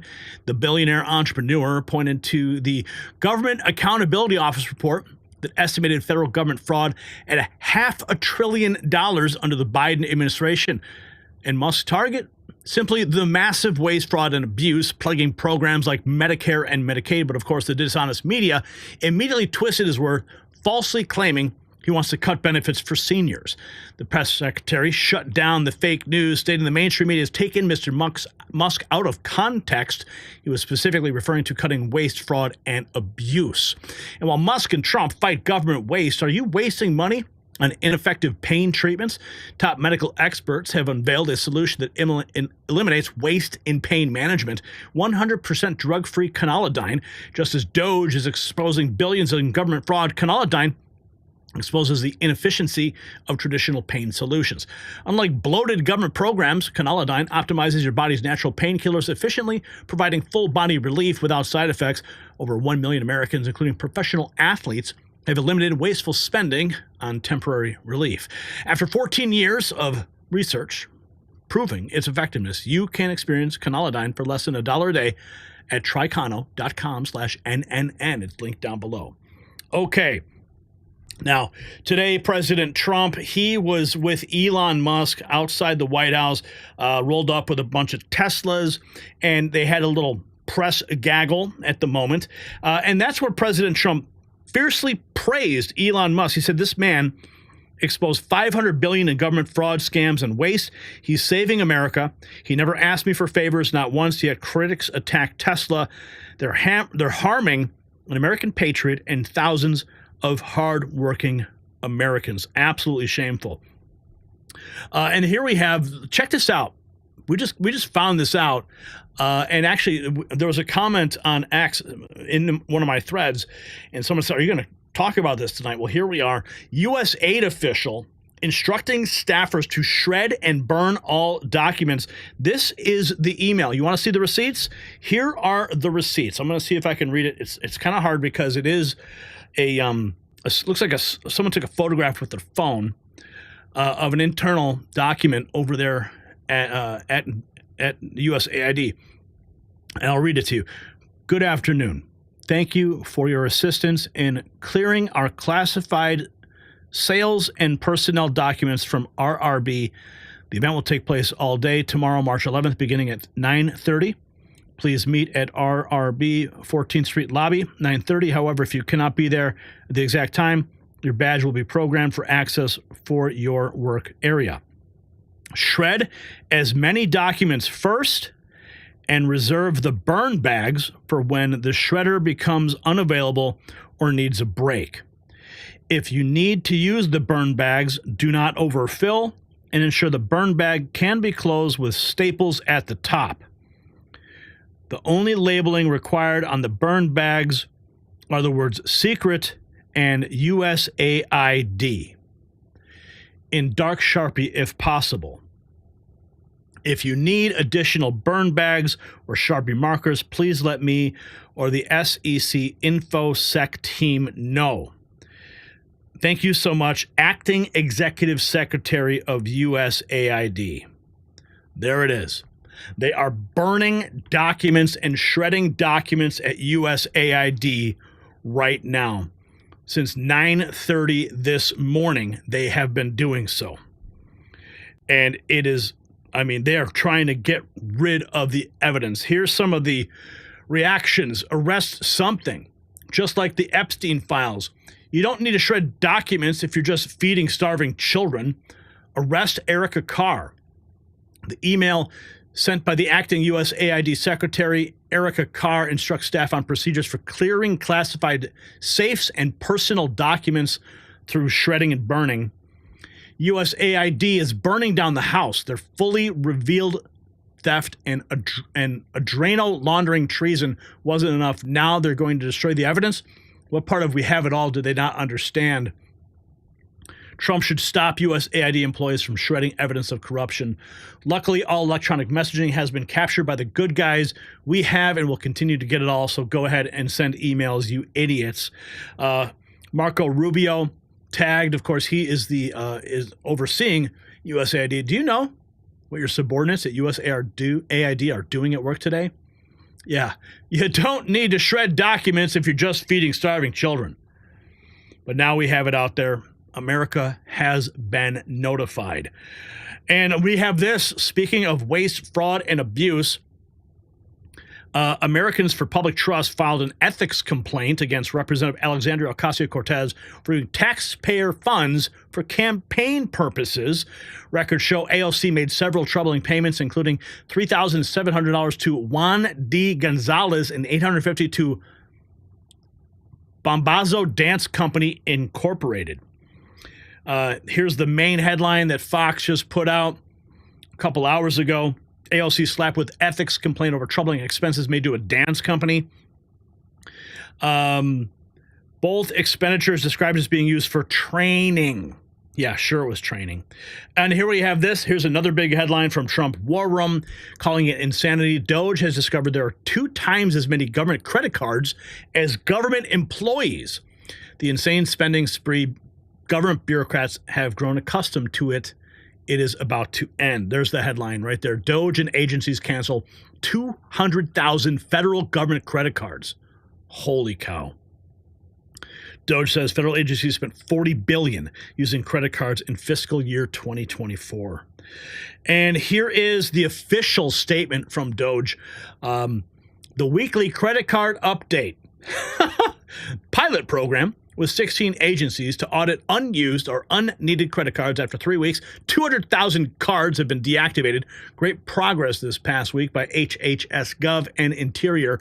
As a reminder, there were 4.6 million active cards / accounts, so there's still more work to do. And just like DOGE has promised, the transparency, here are the receipts. Commerce, Treasury, Interior, USDA, NASA, HHS, DHS, State, Social Security Administration, travel card initiatives, P-card initiatives. I mean, they're just these credit. I mean, what is going on? 200,000 credit cards being canceled because they are only contributing to the waste. $40 billion. Unreal. Okay, so here's the moment in that press conference where the press secretary shut down the fake news about Elon Musk.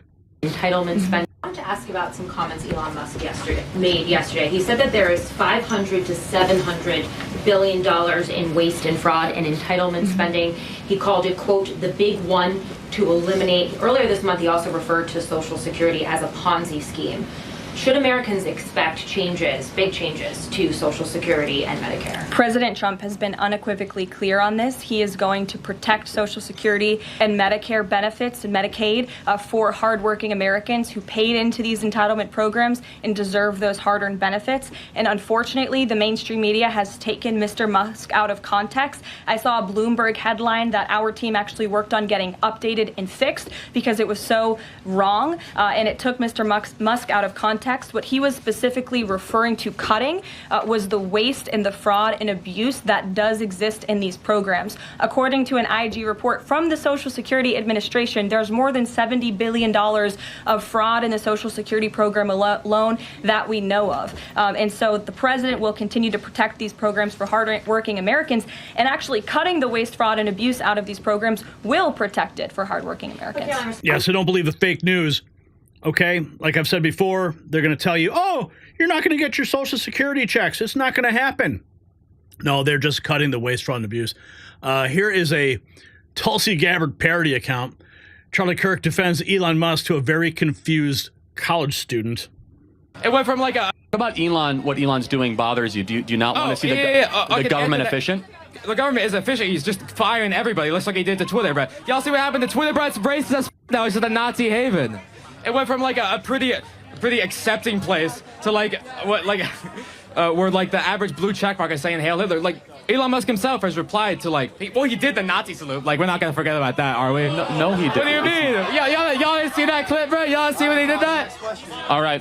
Oh, okay. And by the way, I just want to thank you for something. You're welcome. Well, I want to thank you. Do I get a portion of like the TikTok revenue you're gonna get from this? I want to thank you. I want to thank you for something. Oh yeah. You are a perfect reminder why we won in November. So thank you for that. I really appreciate it. Thank you. Oh yeah, he got burned. But there's more. Let's keep going down.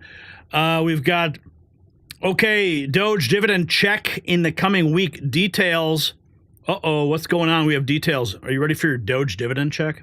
What I will say is I think the plan will be revealed in the coming week or so. That's what the optimism stems from. I don't want to break any news right here, right now. We'd love for you to if you want to. There you guys have it. James Fishback giving an update on the stimulus refund checks or the DOGE dividend checks. This is from The Hill. I'm going to play for you the entire clip so that way you can see it for yourself. But he is saying that in the coming days here, and he doesn't want to give away a big announcement, but Congress is going to be providing something that is going to be pushing this forward, and he is extremely optimistic. So I'm going to share with you the latest news and updates, as I said, as things unfold regarding this potential $5,000 DOGE dividend stimulus refund check. They're saying this is going to be the Donald Trump's stimulus plan. I'm going to keep you guys up to date, and this is the latest that you're going to be seeing that has come out just in about the past week or so, as we are hearing him say he doesn't want to give it away. He doesn't want to share a big reveal or do an announcement, and you heard the reporter there saying you can go ahead if you'd like. We'd love for you to do it on our show. Okay, that was a whole bunch of nothing. Thanks for that. But I'm ready for the DOGE dividend check. Are you? And let's see what else we've got here. Oh, it looks like Mike Benz with Jack Posobiec giving a perfect crash course on tariffs. Oh, and exposing USAID. That's why you're also saying that that's what USAID was doing. They were expanding the American empire because the American empire was predicated on this idea of global trade. And I think people keep separating these issues, but what you're saying is they're actually intrinsically connected, and that's why President Trump is focused on them so directly here in his first 50 days in office. They're completely interconnected. They fit like a glove. I mean, that is what part and parcel of the same beast. And the fact is, if you are going to get rid of the soft power potential of something like USAID, you're going to need to offset it by some other restructuring that benefits American influence in turn. And I think that's the purpose of these tariffs, which is that if companies manufacture within the United States, then they don't get tariffed sending their goods here because they're already here. And so this is why I think you see hundreds of billions of dollars pouring in, so that companies, if they have foreign cars, they're going to manufacture them in Ohio. If they have foreign trinkets, or foreign chips, they're going to manufacture them in Arizona.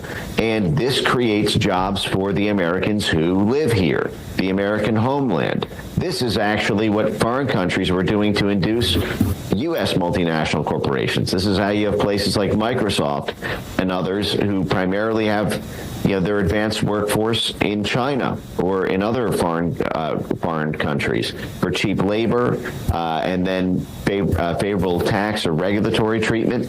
Well, we're now doing that here, which is long overdue. Frankly, this should have been done 30 years ago. This was the sort of thing that America dominated the 20th century with its, as Stephen Miller talks about, its manufacturing miracle in the heartland, which then was carved up and became the Rust Belt after all the multinational corporations. The U.S. multinational corporations saw that it was cheaper to simply go abroad for their labor force and to have their commercial business oriented towards the great outside.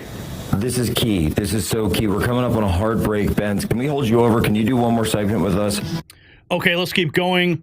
We've got more to get into on the DOGE section. Let's go. I love it. I love the DOGE. What is this? Maze Moore. Hey, Elon, do you have room for one more at DOGE? Chuck Schumer might want to join the team. What's he saying? Oh, this must be an old clip. Oh, this is from 2010. Medicare, if we're going to eliminate the waste, fraud, and abuse... This is Chuck Schumer in 2010, folks. If we're going to eliminate the waste, fraud, and abuse in Medicare, it does mean we're going to cut some of that out. And when I hear my friend Dave Camp say, you cannot cut money out of Medicare, well, we don't want to cut the good stuff that you point out. 1/3 of Medicare doesn't go to patient care. You can't just get up there and say, we don't want to cut anything out of Medicare. We want to cut the bad stuff and keep the good stuff. If we're going to... And now he's complaining about it, right? Here we have more. This is the USDA canceling $1 billion in local food purchasing for schools and food banks. How do you justify that? Let's find out what the Trump Agriculture Secretary is saying.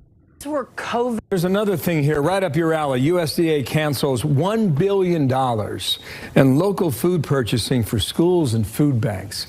How do you justify that? Well, listen, I think it's really important, and of course the left is doing what the left does.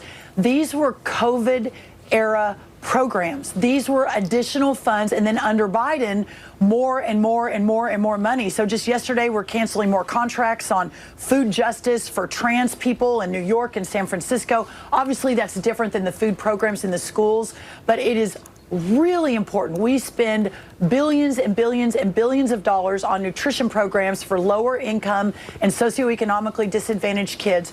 But the Biden administration used that to often push money out, taxpayer dollars out, that is not reaching its intended target. So that new program that came in the last few years, again, trying to spend more and more money, we're pulling that back.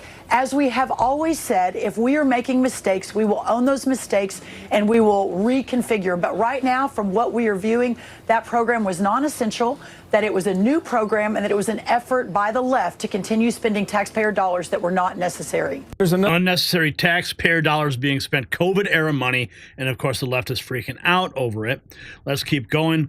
We have Elon Musk is saying the government can save $500 to $6 billion a year if they eliminate the waste and fraud in entitlement spending. The waste and fraud in entitlement spending, which is which is most of the federal spending is entitlements.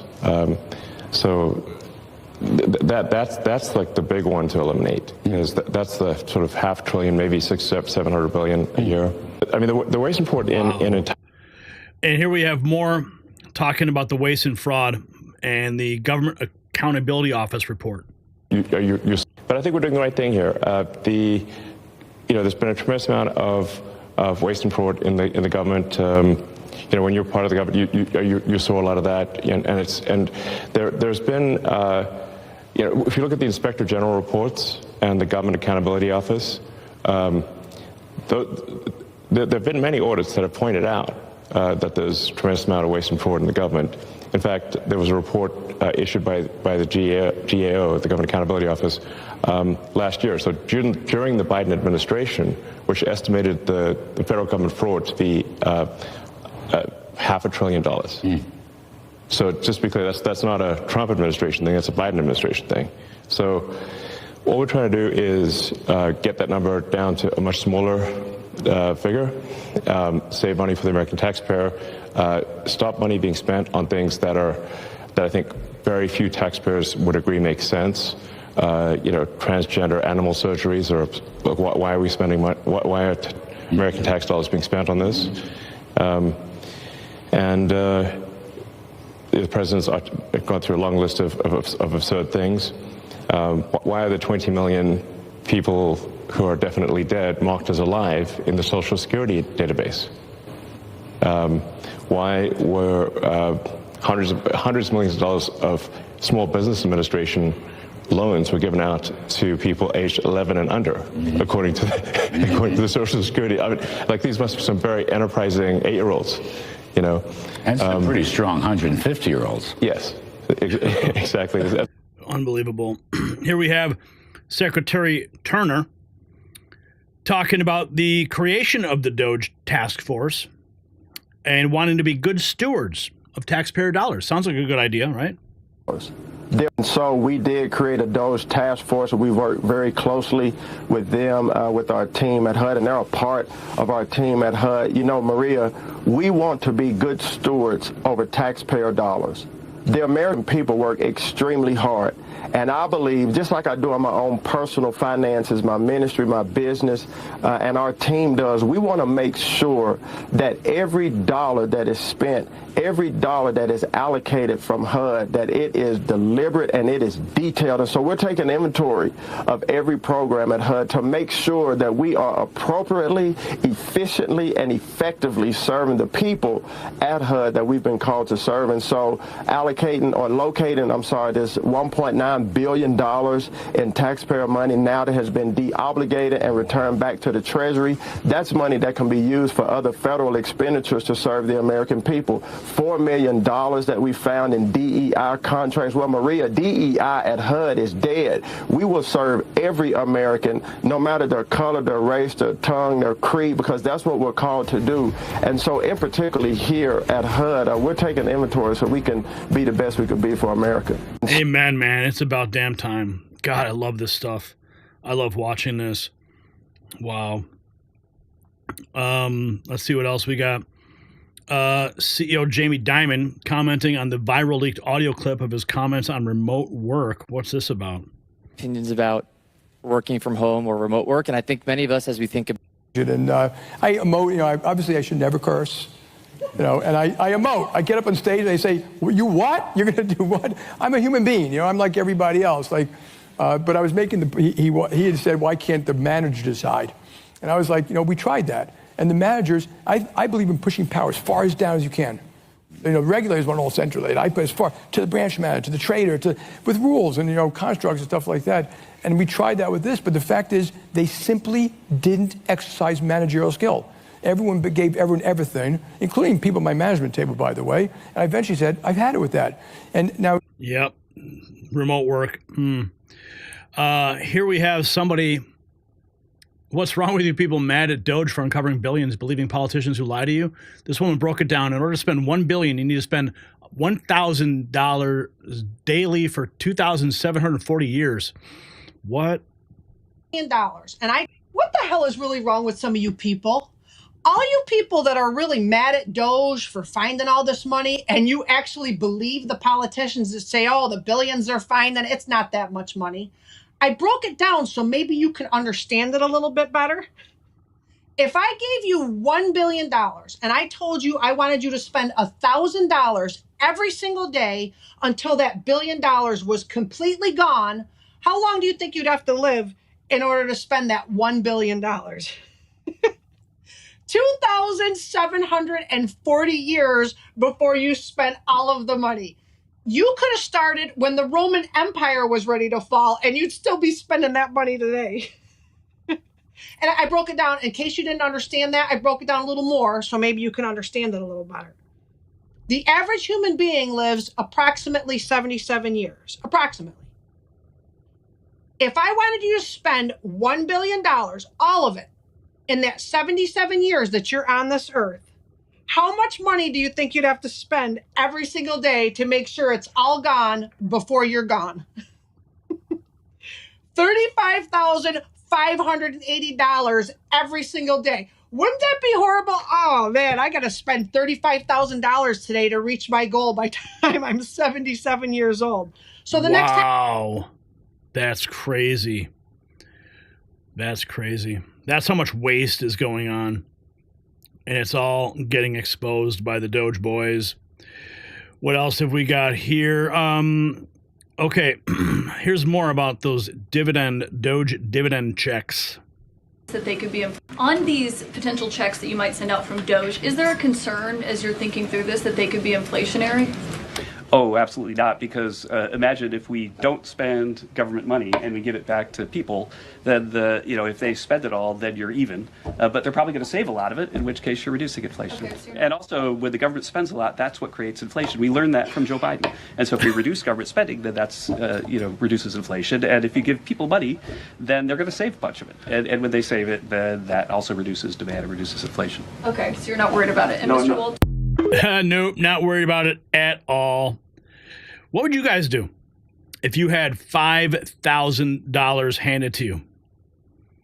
What would you spend it on? Would you save it? Would you invest it? Would you go put it on down payment on a car? Like, what would you do with it? Here we have Tim Burchett calling for jail time because Elon Musk is over the target. Of course, he is a friendly. Campaigns, that's been informative and very in-depth tweet, so thank you for that. Thank you, Congressman. And all you're seeing right now is the graft, and that's why the left is pitching such a fit, because Elon Musk very bravely has stated there is a paper trail, and it will lead us to where this is, and you know good and well that stuff's going to go right out of the American taxpayer's back pocket, right into the pockets of politicians. In the past, we've seen it go into campaigns. That's been documented through some other funding sources. But now I think you're going to see some people should go to jail, and possibly members of Congress. So possibly members of Congress, because what the suspicion is that the money is going out of the government under Democrat-run administrations, and it could be getting recycled back in campaign donations. Do you have hard evidence for why members of Congress should go to jail? Well, if they're involved in it, and if their family members are profiting from it, then you're dadgum right, they should. Absolutely, 100%. And honestly, if it's going in their campaigns, it's going into something else. These NGOs are very well documented by Elon Musk. He explained to us pretty easy how they do it. Some billionaire will put $1 million and form some NGO with a great name. It'll have $1 million in their account and have a few prominent people on their board. And then the federal government's looking for places, Democrats are looking for places to dump these tons of stolen taxpayer money into an NGO, and then they take it and they filter it out among their board members and their political friends. And that's the way it works, and he's going to document it, and that's why you're seeing him pitch such a fit. And also, I think someone ought to look at all the young members that are out there on the ledge on this thing pitching a fit about it. All they're doing is these old timers are allowing them to walk the plank so they can do their dirty work, and their hands are never touching it. Yeah, we found names like, Obama's Transportation Secretary Anthony Fox, Michael Regan. Michael Regan is Biden's EPA chief. Nancy Pelosi, Barbara Lee, Gavin Newsom touted a nonprofit involved in this. We have, Democrat mayors like Bill de Blasio, LA Mayor Eric Garcetti. So it's very deep. Obama's OMB aides, his Energy Department people. So, Congressman, your point is well taken. We'd love to get your reaction, please, to Elon Musk revealing the staggering dollar amount that DOGE is finding every day. Watch. What we do is in consultation with the cabinet secretaries and with their departments. You know how to read an income statement, and you know how to read a balance sheet. You've had some business experience. I'm kidding, but yeah, you know about this stuff. Yeah, I mean, really, I just don't want America to go bankrupt. Savings. Oh, my goodness, man. Wow. So for decades, the Washington establishment has created a system where they win no matter what. Even when they lose elections, the spending machine keeps running. You heard the list of names from the Obama administration and mayors continuing to cash in from their NGOs. The bureaucracy keeps growing, and there's zero accountabilities for the trillions wasted. Now, with President Trump and Elon Musk joining forces, that corrupt system is finally being exposed. The swamp creatures are terrified because they know their gravy train is about to be derailed. But here's what they don't want you asking. How many American families could have been lifted out of poverty with the $500 billion that was lost to fraud? How many roads and bridges and schools could have been built? Drop a comment below. And show your support for the MAG Avengers by going to our merch shop, link down below, shop.nextnewsnetwork.com. Yeah, there's a shirt right over there. Elon Musk, Ron Paul, grab a Next News hat, and show the world where you stand with the real news.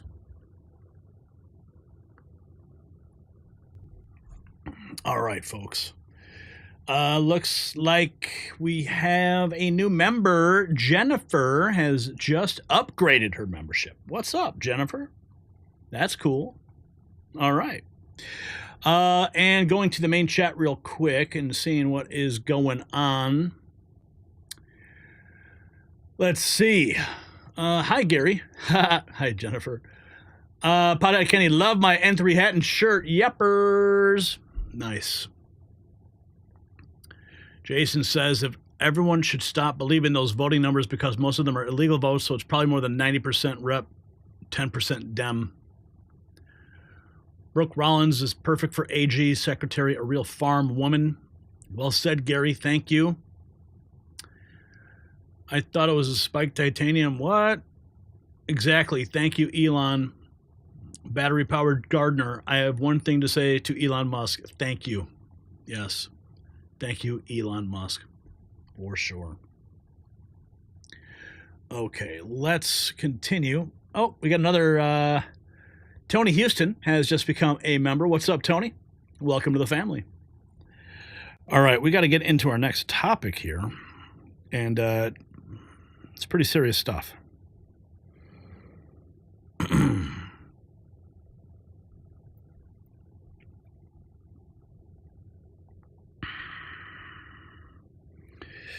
Let me just get it queued up for you guys.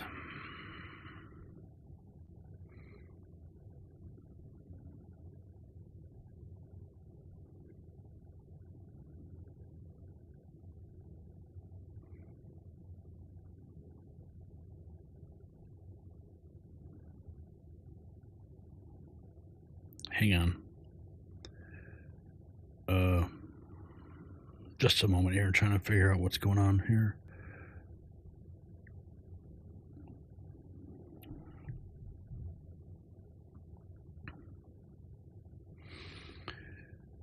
Okay.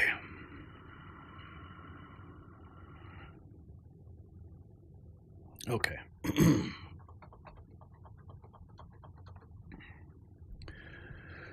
Timer, Brian.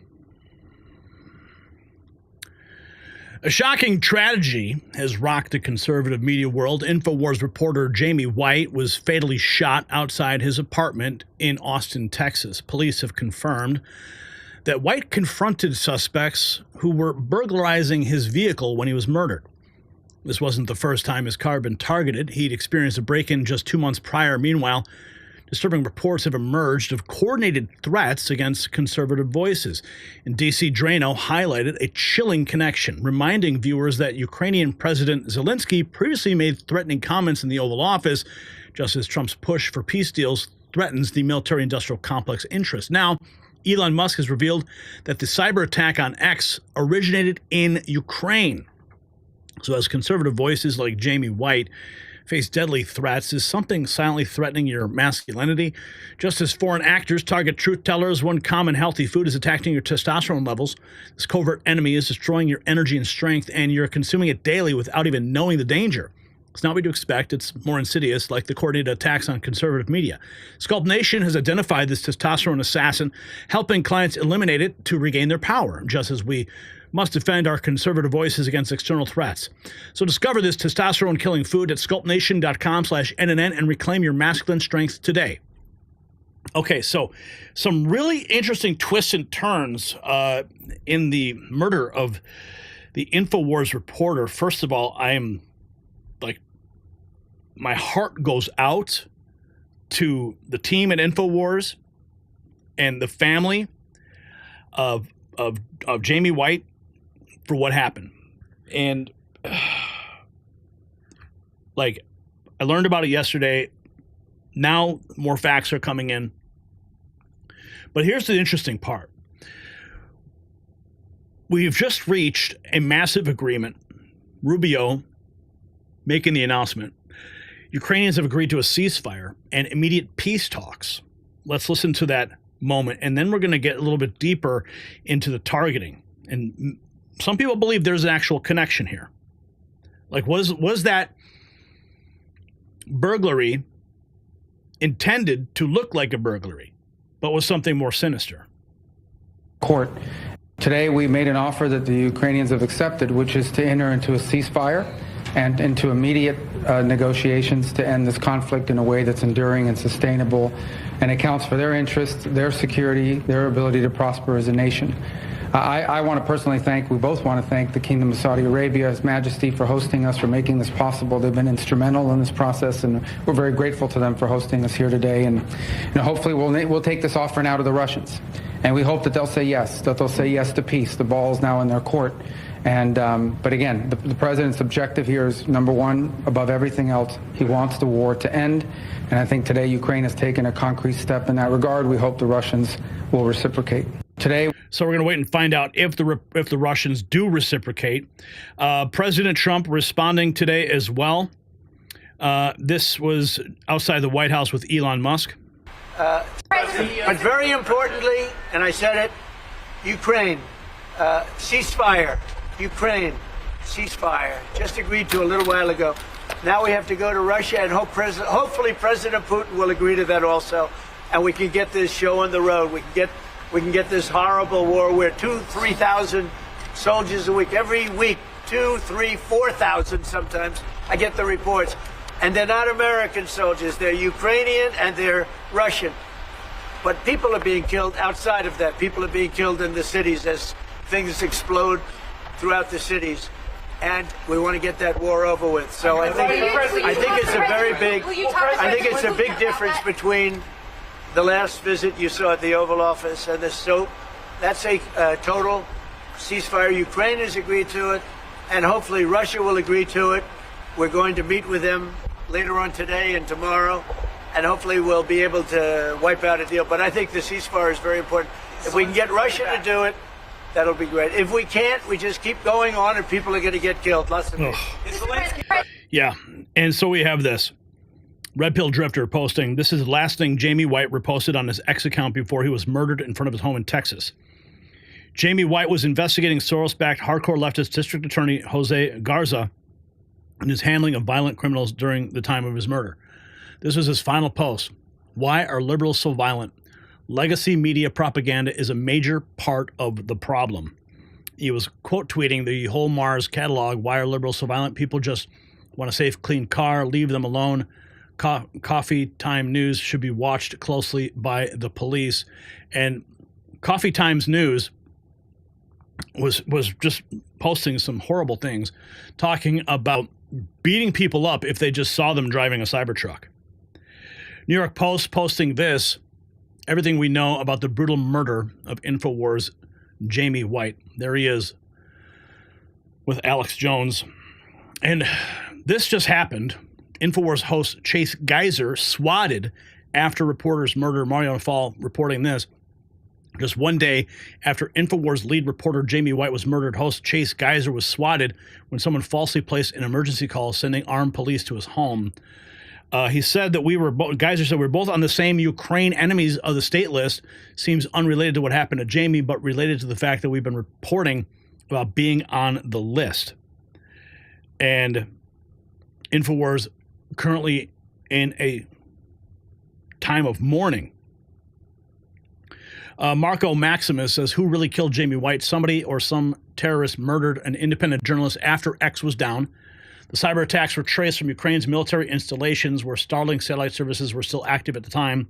There is a possibility they may have masked their IP address or MAC address spoofing to cover their tracks, so we're potentially looking at a large organized group coordinating terrorist attacks against Elon Musk or perhaps dealing with an unknown hostile nation. So, Stop Socialist Tyranny says this is outrageous. Another example of the left trying to silence conservative voices through intimidation and violence. When will the authorities take action to protect our free speech rights? Here is Alex talking about Jamie White being put on the main Ukrainian government intelligence list, talking with Eric Bolling on Real America's Voice. Let's listen. I haven't talked to the detectives since last night at about 6. In fact, I'm scheduled to talk to them in about 20 minutes.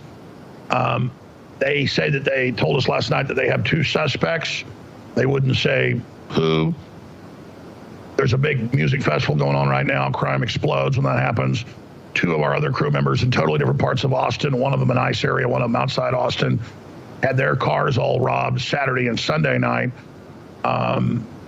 It's bad. I mean, crime has really exploded because they literally don't prosecute criminals, just like we've seen in New York. And I'll say this, Jamie White was put over a year ago on the main Ukrainian government intelligence hit list, along with Jack Posobiec and others. And we have that. We have that tweet, Alex. Control, can you put up that tweet? And this is Jamie White's tweet. I'm on the Ukrainian enemies list due to my work at InfoWars and with real Alex Jones on the Ukraine proxy war. The group who compiled the list is tied to the U.S. State Department, USAID, CIA, and George Soros. And, you know, that was from June of last year. So, you know, the reason why I wanted to pull that tweet is it's interesting the direction that he felt if something happened may have come. And again, we won't say it's them, but Elon Musk literally yesterday said that massive DDoS disruption to X that was happening all day yesterday, Elon Musk on Fox Business said it looks like it came from an IP address in Ukraine or very near to Ukraine. I'm just wondering if there's some sort of Ukrainian underbelly that's targeting conservatives. Your thoughts? Well, absolutely. I predicted, because General Flynn predicted on my show and other experts, months before we had the shooter that tried to kill Trump in Mar-a-Lago last year after the first failed attempt. And he was heavily connected to USAID, CIA, all this money, all these passports, connected to the feds. And he was a big recruiter for the left, getting U.S. citizens to go be soldiers and veterans to be soldiers fighting in Ukraine.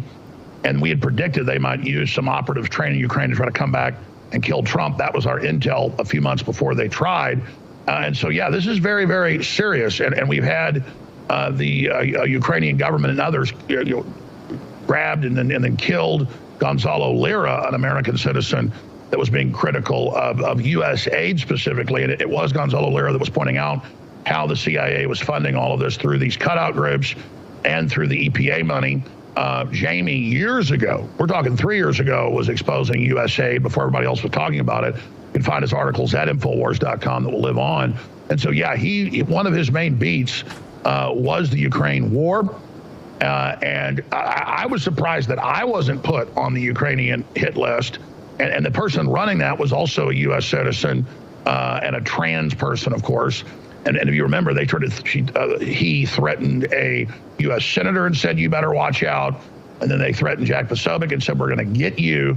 And then they also, in some posts, said, we're going to get you to Jamie. I'm not saying that's what happened, just because I want to give it time to see what the police investigation is going to come out with. But it is very suspicious. I mean, there have been 8 murders in the first 2 months of the year in Austin.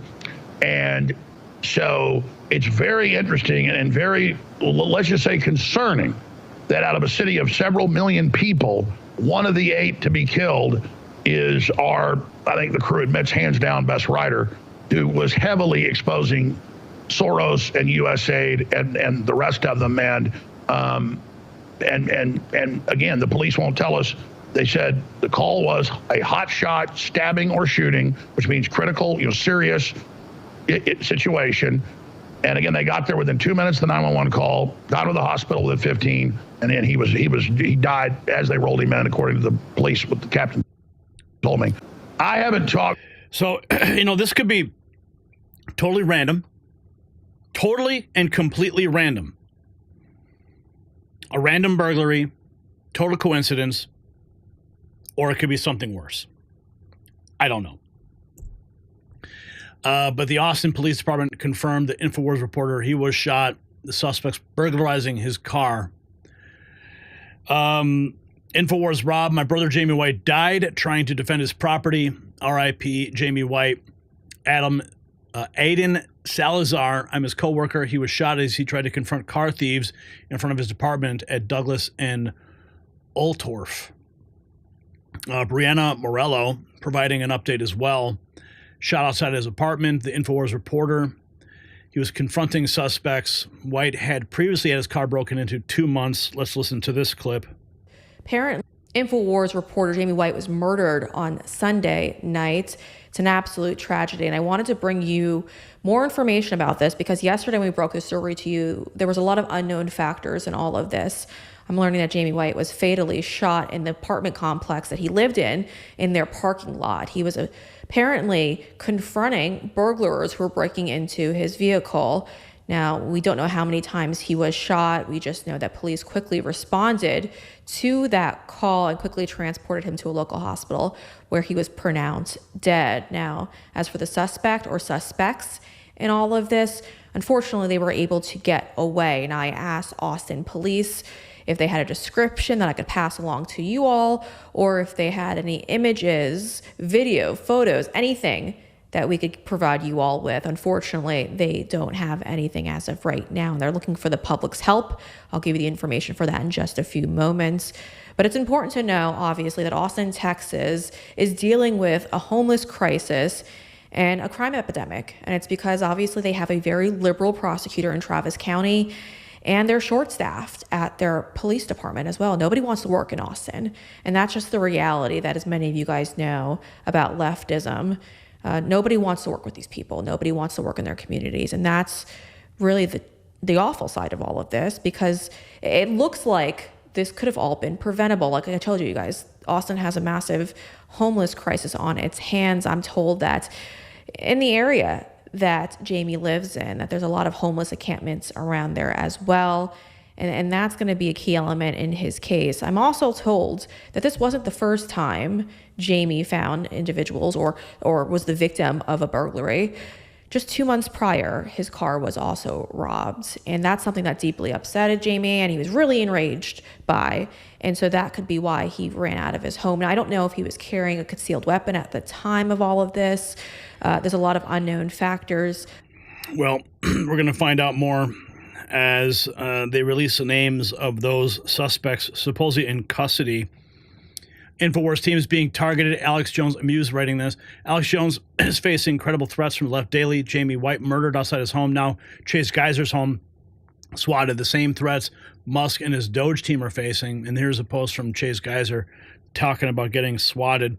There's also a Give, Send, Go that has been set up for Jamie White's family during this time.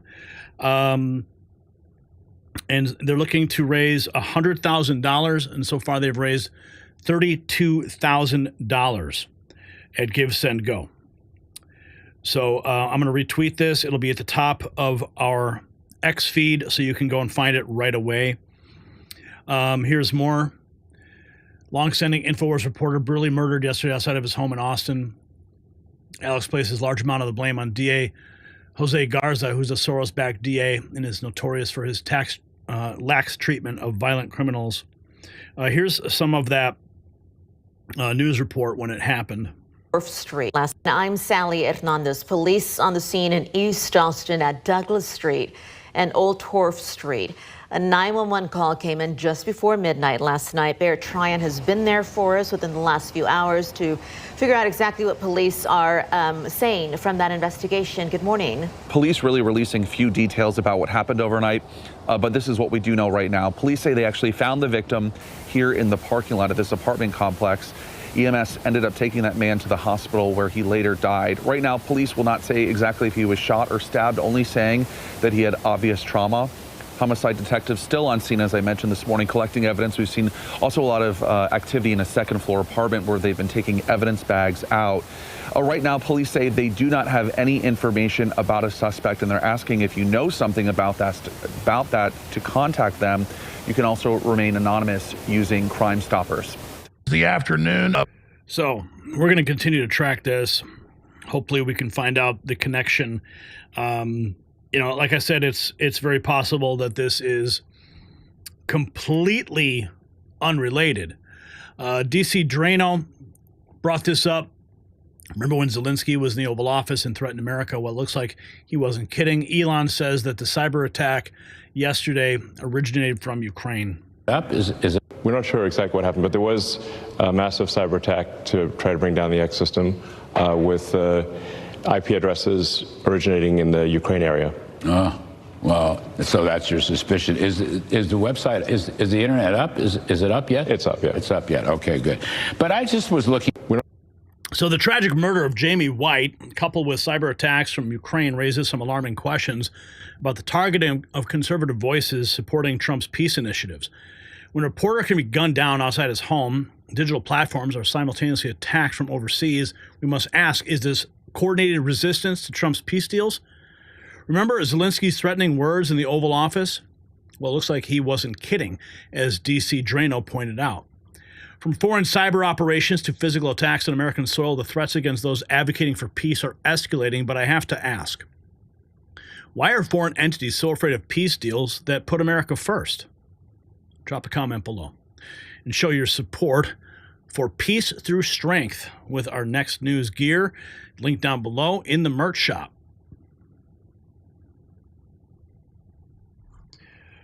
Okay, let's check in on the chat real quick here. JD from SC. When are you going back to butt heads with Caitlin? Drop in $10 to ask the question. Well, I'm not there this week. I may be there next week. Tom, our other White House correspondent, just landed in D.C. He will be there for the remainder of the week. So we expect to have some updates from him from the White House this week. So make sure you're following us on X to get those updates as soon as they happen. Very important that you do so. And then once we get those reports, we'll present them here on the raw feed on the Next News Network as well. So that's what's going on. So I may be there next week. So we're going to continue our coverage from the White House. Of course, we're talking to other correspondents who are in the local area who can help. As you saw at the beginning of the show, Matt Bailey contacted me today, said, hey, if you need some help in the press room today, I can go and give you, I can give you the lowdown afterwards. And he certainly did so. So we thank Matt Bailey for that. Let's check in with the main chat room and with our big chat right now. Let's see what is happening. Gavin Newsom going with Steve Bannon. That's going to be interesting. That will be interesting indeed. Wait, where's the big? There it is. That's what I wanted to show you. This is the one. Okay. U.S. Congressman Zelensky, not legitimate. Matt Gaetz, Ukrainian born Congressman Rep. Sparks says Ukrainian President Zelensky is not a legitimate president under the Ukrainian Constitution. Matt Gaetz' new show. Pete Hegseth, indeed a fantastic meeting with CIA Director 9 minutes ago. John Ratcliffe, thanks for having me. One team, one fight. CIA and DOD are shoulder to shoulder to deter and defeat our enemies and forge peace through strength. Look at that. Wild picture right there. That's wild. Congressman Thomas Massey boycotted Israeli Prime Minister Netanyahu's speech. And let's see what else is going on here. Education, 1 minute ago, Education Department cuts nearly 50% of its workforce. Oh, wow. Boston DOGE. Boston taxpayers paid Dr. Charles Grandson $381,000 in 2023, more than the governor, is titled Chief Equity and Strategy Officer at Boston Public Schools. All that money while BPS test scores plummet and schools push DEI over math and reading. Wow, that's quite a salary to push DEI initiatives. Trump administration considers banning Haitians and Cubans from U.S. as part of a new travel ban, according to Miami Herald. That's new. Trump administration cutting university funding as Maine stands firm on trans athletes. So, yeah, looks like the governor of Maine's little confrontation with Trump is going to bear some rotten fruit for her. Americans, when you remind them that it's inappropriate to dine out if they can't afford to give a minimum 35% tip. Oh, is that a... Oh, that's a J.D. Vance meme. You know, when I was traveling last, it was the most absurd thing I'd ever seen. I'm walking through O'Hare Airport. I wanted to get 2 bottles of water. Okay. I walk up to one of those little kiosks, and I reach into the plastic, covering that's keeping everything cold. I grab 2 bottles of water and I bring it to the woman. And of course, she wasn't even at the register. I had to wait there. Turns out she's walking out of this back area of the kiosk with 2 bottles of water to replace the water that I had just taken. And the water, 2 bottles of water at O'Hare Airport, and they were like larger sizes, but it was $15 for 2 bottles of water. And I swipe my card, and then she goes, you can choose a tip. I'm like, what? She actually had the audacity to ask me to tip her when she did absolutely nothing. In fact, she made me wait so she could replace the water I had just taken. And I'm the bad guy because I didn't tip her. I mean, I clicked no. And I'm like, are you kidding me? And she kind of like just gave me this nasty attitude. Like, you did nothing for me. I don't know what it is right now, but I'm sure you guys have experienced this anywhere you go now. It's going to ask you a question on the screen. Well, what question is that? Like, everybody is asking for tips. It's the most ridiculous thing. And that woman at the kiosk, I was just completely stunned. Wow. Okay. The price was tip included. What? You have to pay a tip to get your own water. Exactly. That's expensive water indeed. And listen, I used to deliver pizzas. I used to deliver groceries. I used to wait tables. So I have a lot of respect for people in the service industry because I've been there. So when I'm encountering those types of people, I make sure I tip. And I always try to tip them very well because I know what it's like to feel when you get a good tip. You're excited. Oh my gosh, I got $5 for that pizza delivery. I got $20 for bringing the groceries into this woman's house. So I mean, I'm a good tipper because I respect those people and I want to see them succeed in whatever they do because I was there once. But for me to be asked for a tip for $15 water that I had to get myself and wait is absurd.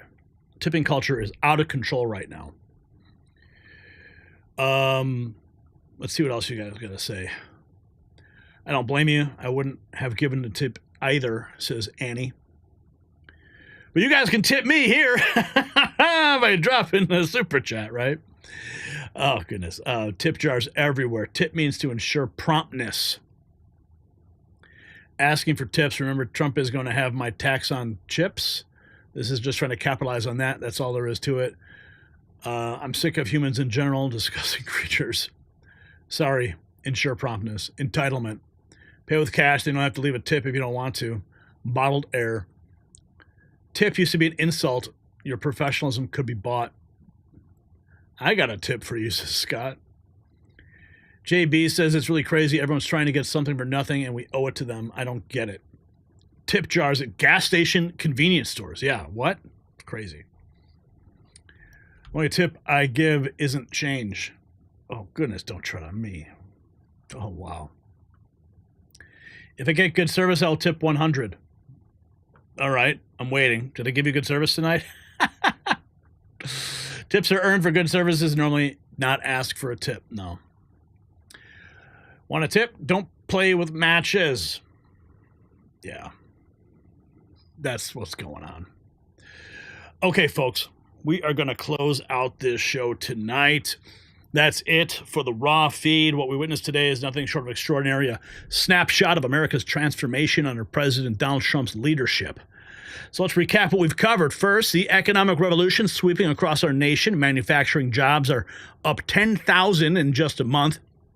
In complete reversal from the Biden era. We were hemorrhaging 9,000 manufacturing jobs monthly.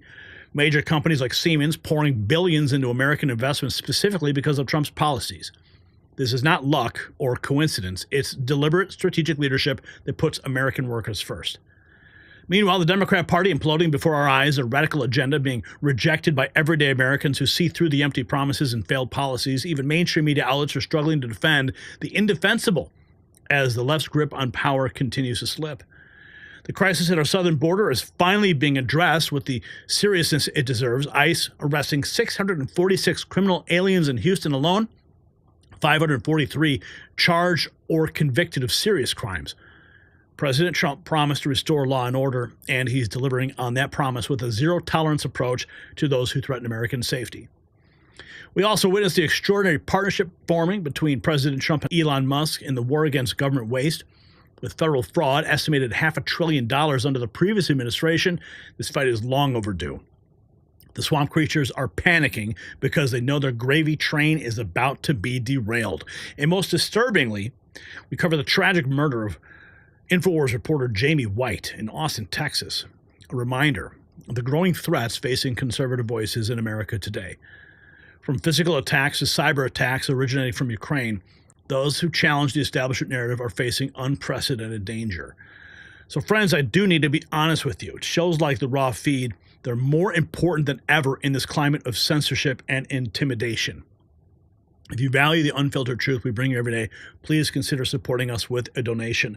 And Bob just dropped $20 super chat saying, "You are amazing." And that's how you do it. Thank you, Bob, for that. And of course, if you don't want to share, because 30% of those do go to YouTube, you can make a donation direct. The links are in the description. Your contribution keeps us on the air fighting for truth when others won't. And don't forget to tell a friend about our show. Word of mouth is our most powerful weapon against the algorithm censorship we face daily. And I want to thank all of our viewers who did send in super chats and rumble rants tonight. Thank you. $46.04 and 12 new members. It's your engagement that makes this show what it is. And of course, if you haven't grabbed some gear from the merch shop, what are you waiting for? Shop.nextnewsnetwork.com. It's linked down in the description. That's where you can get exclusive limited edition Next News swag to proudly display your favorite news source. I want to thank you all for joining the Raw Feed tonight. We'll see you on the next show as we continue bringing the stories they don't want you to hear. Now, I've got a dentist appointment tomorrow, and I've got Tom in DC, and when I go to the dentist, I have to take some medication because I hate going to the dentist. I got really sensitive teeth, and when I take this medication, it totally destroys me for the day. And I don't even know if I'll have a show tomorrow night, to be honest with you. But I will be doing my best to cut through the haze of the medication they give me to process Tom's reports from Washington, D.C. Another one from Bob. Thank you. You are amazing. Thank you, Bob. I really appreciate that. And Jesus C. Rome dropping 5 as well. Thank you. And Bob S. again, you are amazing. No, you're amazing. So, as far as tomorrow night goes, it's kind of up in the air. We're still going to prepare for a show. Maybe I'll be able to cut through the haze, and maybe it'll be an even more interesting show. So, say a prayer and have a good night.